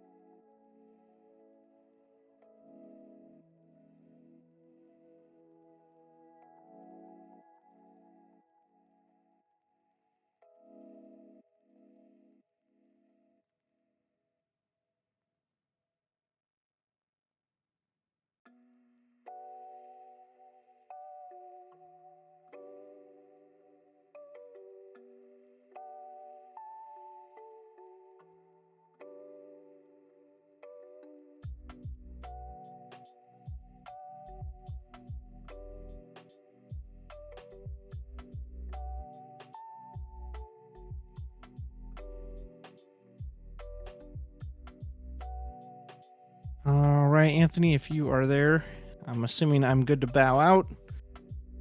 I guess let me know if you need anything else from me. Otherwise, I will take my leave for the day, and I will see you all tomorrow at 10 a.m. I don't know if you can hear me, but hopefully you can.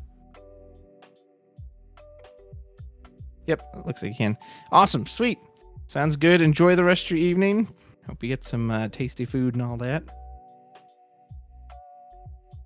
Excellent. I will see you tomorrow around 10. Have a good night. And you were very welcome. Thanks for having me on. I appreciate you guys giving me the opportunity to commentate.